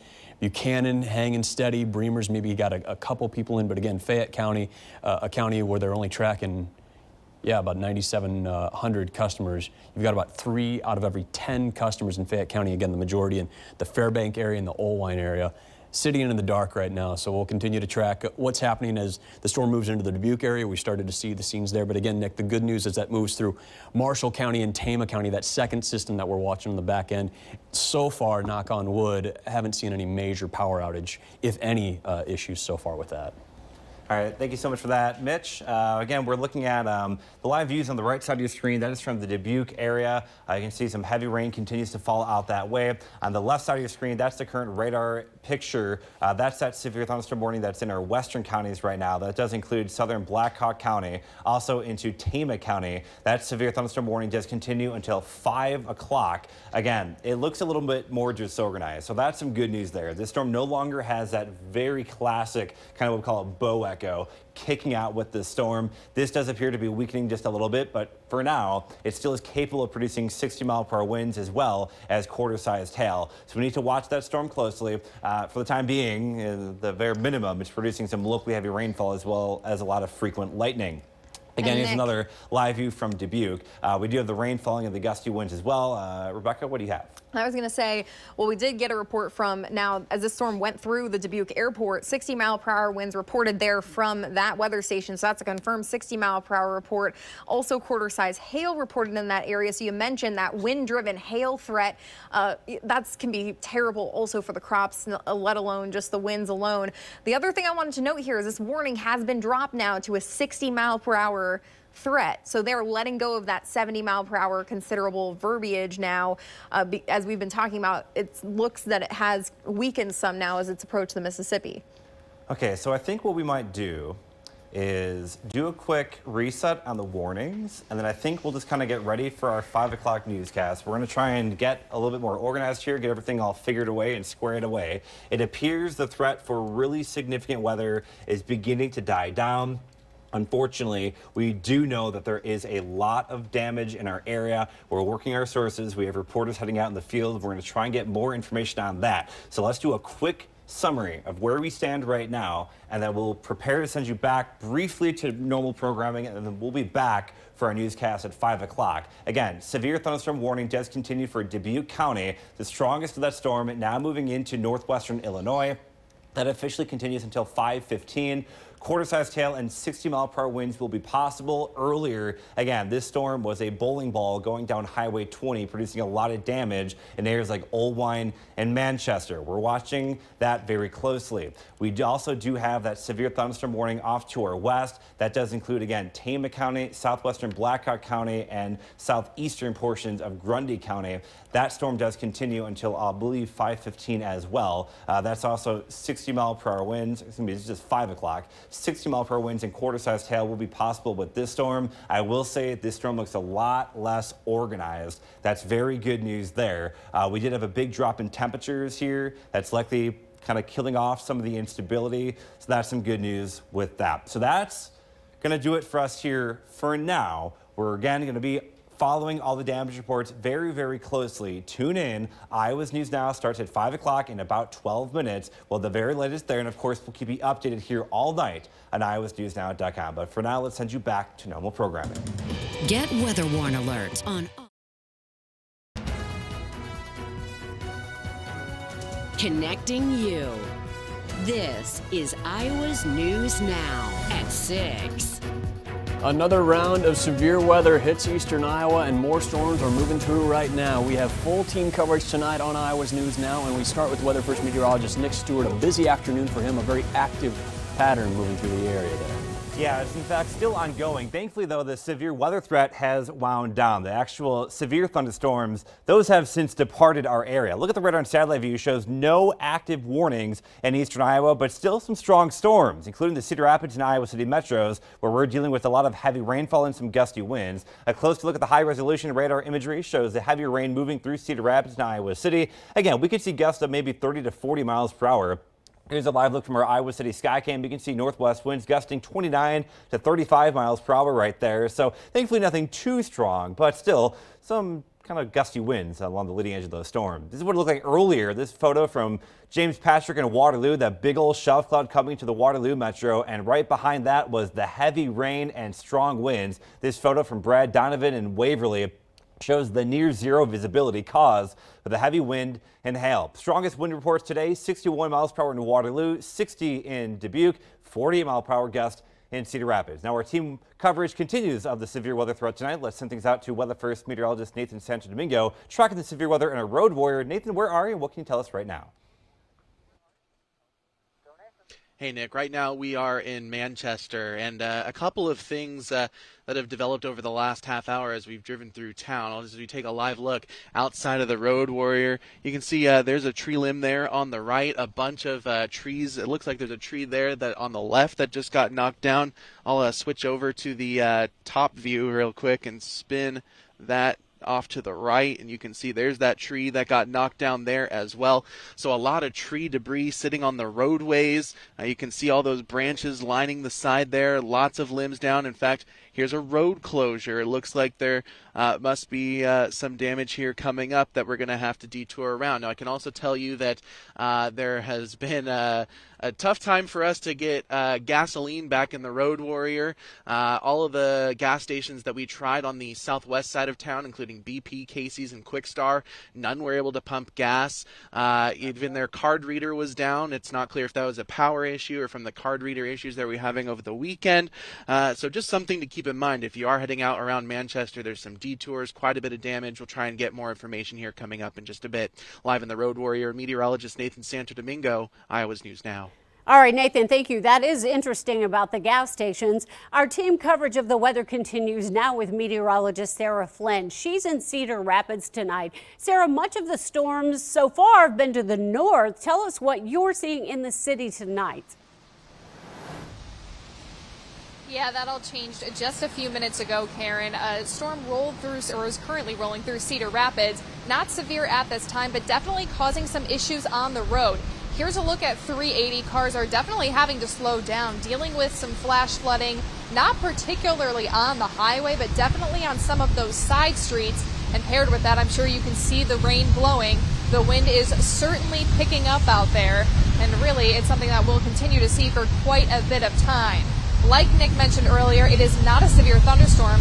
We haven't seen much damage really appear here over the last course of the few hours, and haven't seen really anything blown down quite yet as those winds have continued to decrease, but definitely watching the potential for flash flooding as this storm persists, and of course still dealing with the winds. There is a lot of lightning with the storm, which is why we are under a parking garage right now to take cover.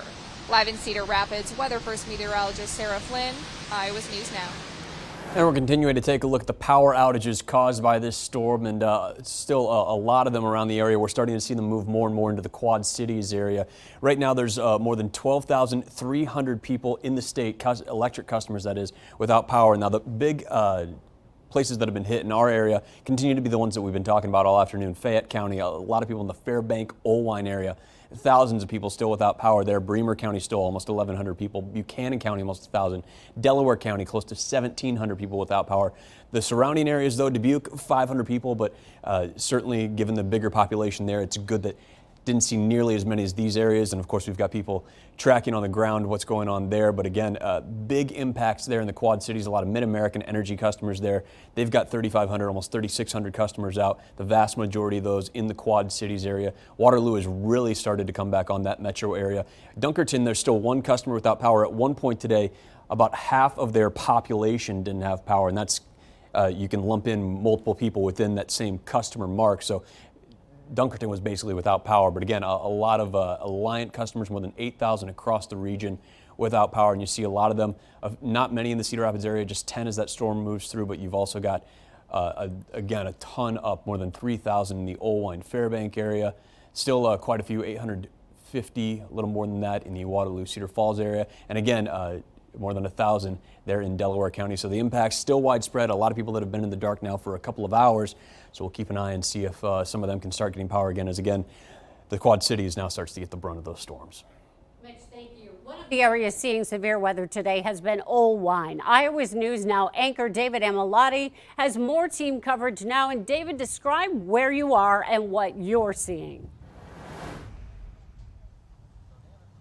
Karen, it's dark right now in Oelwein because power is out for a good portion of the area, which we just heard about from Mitch, breaking all that down across the area. But if you take a look behind me right now, this is Barron Motor Supply. It's a brand that our community's known about for the better part of, oh my gosh, decades. I mean, going back to 1930. And I can tell you inside is incredibly wet right now as the ceiling is intact, but the roof has been peeled off. I'm going to go ahead and pan over and zoom in so you can see this is part of the metal roof that came off during the storm. I was told by the manager around 3 o'clock, this piece of metal ripped off the top of the ceiling. He says he doesn't know if it was a tornado or if it was straight line winds, but he could hear the storm outside. He and another staff person were in the back room. He said that he was able to stay calm. They knew they were safe inside, but they could hear a couple of pops. And then that's when this piece of sheet metal came off the top of the roof.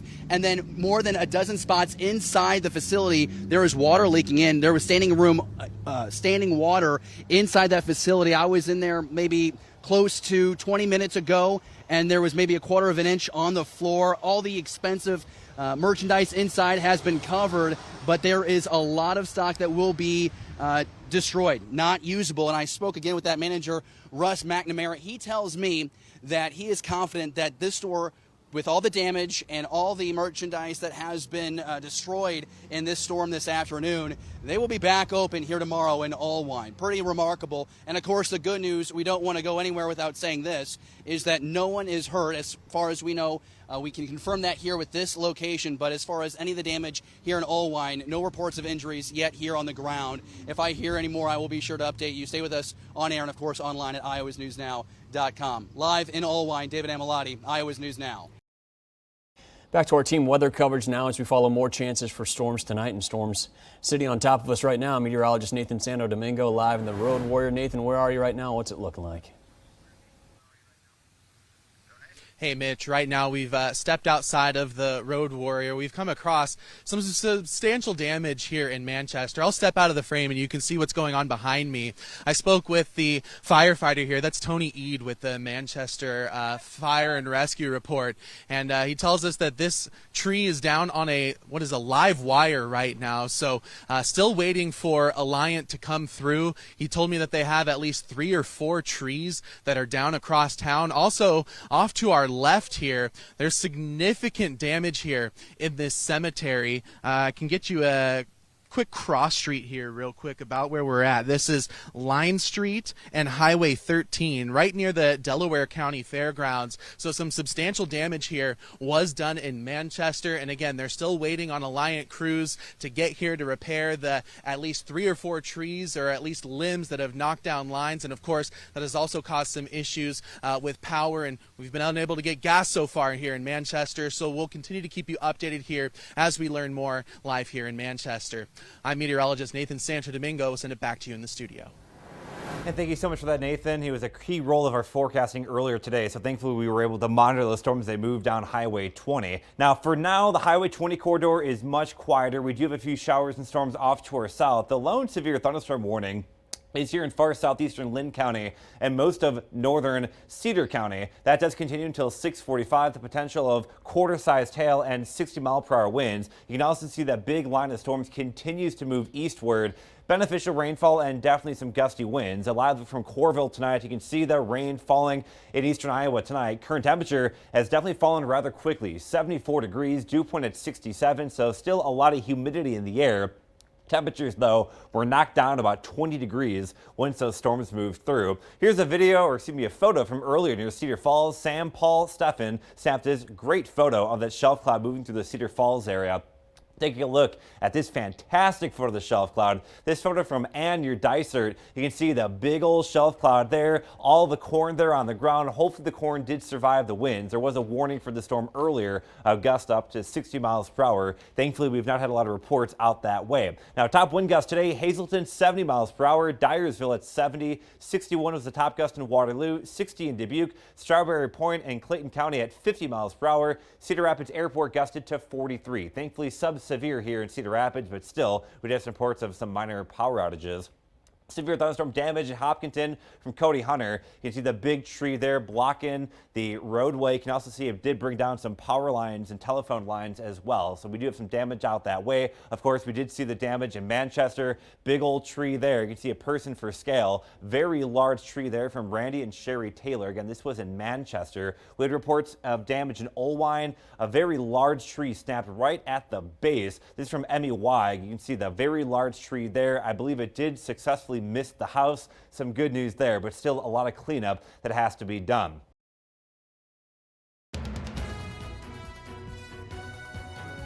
Connecting you. This is Iowa's News Now at 9. Iowa's News Now is tracking the latest weather with team coverage tonight on the severe storms that came sweeping through eastern Iowa, leaving a trail of damage in their wake. I'm meteorologist Nathan Santo. Domingo. We've been tracking storms in the Road Warrior all afternoon. Now we're taking a look at some of the damage that's coming up on Iowa's News Now. And we start tonight with new video of some of that damage from the storms in eastern Iowa today. Oelwein and Fayette County seen some of the worst of it, with the airport reporting 100-mile-per-hour winds. You're taking a look here at Barron Motor Supply near the corner of 1st Avenue and 2nd Street in Oelwein. You see there, that's part of the roof ripped off by those winds. It's just the latest severe weather, of course, to hit Oelwein after an EF0 tornado rolled through in July. I've been in like four or five of these anymore. July 14th, I lost everything at my house, or lots of stuff at my house. And you just know that how bad it's going to get. Emergency management in Fayette County also says the towns of Westgate and Orrin at one point were cut off by trees that fell over the roads. We are seeing some big progress in the push to get power back in the state. Fayette County actually just went from 2,700 customers in the dark to about 850 just in the last half hour or so. More than 1,000 people are still without power in Delaware County tonight, and in Manchester, there's quite a bit of cleanup to do. Yeah, take a look at that. That severe weather warning there this afternoon came with warnings of 80-mile-per-hour winds. You see a lot of downed trees around town, including a local cemetery. Ground crews tell us that they'll stay closed until they get everything cleaned up, and that's kind of the mantra around the area. Authorities say they'll keep working to clean up everything until it's all clear. Expecting that the fire department, the city department, our DOT, different groups in town would have all this cleaned up in the next day or so. We've already had alerts go out through our Delaware County app that we have that says, hey, any tree debris, branches and stuff that you have, put them on your curbside. We'll get them all cleaned up. And in all, just in the last 5 minutes, PowerOutage.us is updated to about 4,700 customers across Iowa that don't have power. That includes more than 1,100 right now in Bremer County, and makes up about 1 out of every 4 energy customers there. Iowa's News Now is tracking damage in Fayette County. Weather First meteorologist Nathan Santo Domingo is live outside the Road Warrior with a look at that aftermath tonight. Nathan? Yeah, Karen, we were in the Road Warrior all afternoon trying to bring you the latest with these storms, making our way all the way over just to the west side of Dubuque. Now we've made our way back to the west near Oelwein, and behind me some of the most significant damage that we have found. This is just southwest of town on Highway 281. It's a hog containment barn behind me, and it sustained severe damage, with Fayette County Emergency Management, again, reporting that gust of 100 miles per hour at the airport. Now, the National Weather Service, they're still looking into this report, but either way, we saw a swath of damage stretching from here into Dubuque County. The owners of this farm, they tell me that they also have lost at least 40 acres of corn. And get this is not the first time that this roof has collapsed. It also collapsed back in 2000 due to heavy snow. So unfortunate that it did collapse, but again, they are okay and no injuries to report. We also have damage reports just to our west in Fairbank. Still a little bit of time to tell to see just how strong those winds. We probably will know more from the National Weather Service in the next 24 to 48 hours. Live in Fayette County, meteorologist Nathan Santo Domingo, Iowa's News Now. And just a couple of minutes ago, I was talking with the National Weather Service up in La Crosse, which handles Fayette County, and they're estimating that was probably about 70 to 80 mile per hour winds that did the roof to that damage. And these were some of the wind reports we've seen so far. Hazelton and Dyersville at 70 miles per hour. Waterloo had a gust of 61. Oelwein and Dubuque at 60 miles per hour, with Strawberry Point and Clayton County at 50 miles per hour. This was the view as the storms roared on in. A fantastic photo from Ann. This is near Dysart. That severe thunderstorm warning producing that very large shelf cloud. This was warned for 60 mile per hour winds. Alongside the tree damage and the building damage, this photo from James Patrick along Highway 3 near Reedland shows a semi flipped over by the strong wind gust. Again, those winds were estimated around 30 to as high as 70 to 80 miles per hour. Now, good news tonight. The severe weather has shifted well off to our east. No active warnings or watches in the state of Iowa. And some other good news, somewhat.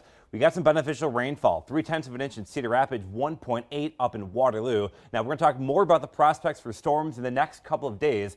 That's all coming up in your full weather first forecast, coming up in a few minutes. Now, lots of folks have been sending us images of the storms coming in tonight. We're seeing several striking photos of the shelf clouds approaching eastern Iowa, creating ominous scenes and neighborhoods all around the area. And we want to see your photos of the severe weather as well. Just tag us on social media at Iowa's News Now, or head to iowasnewsnow.com/chime in.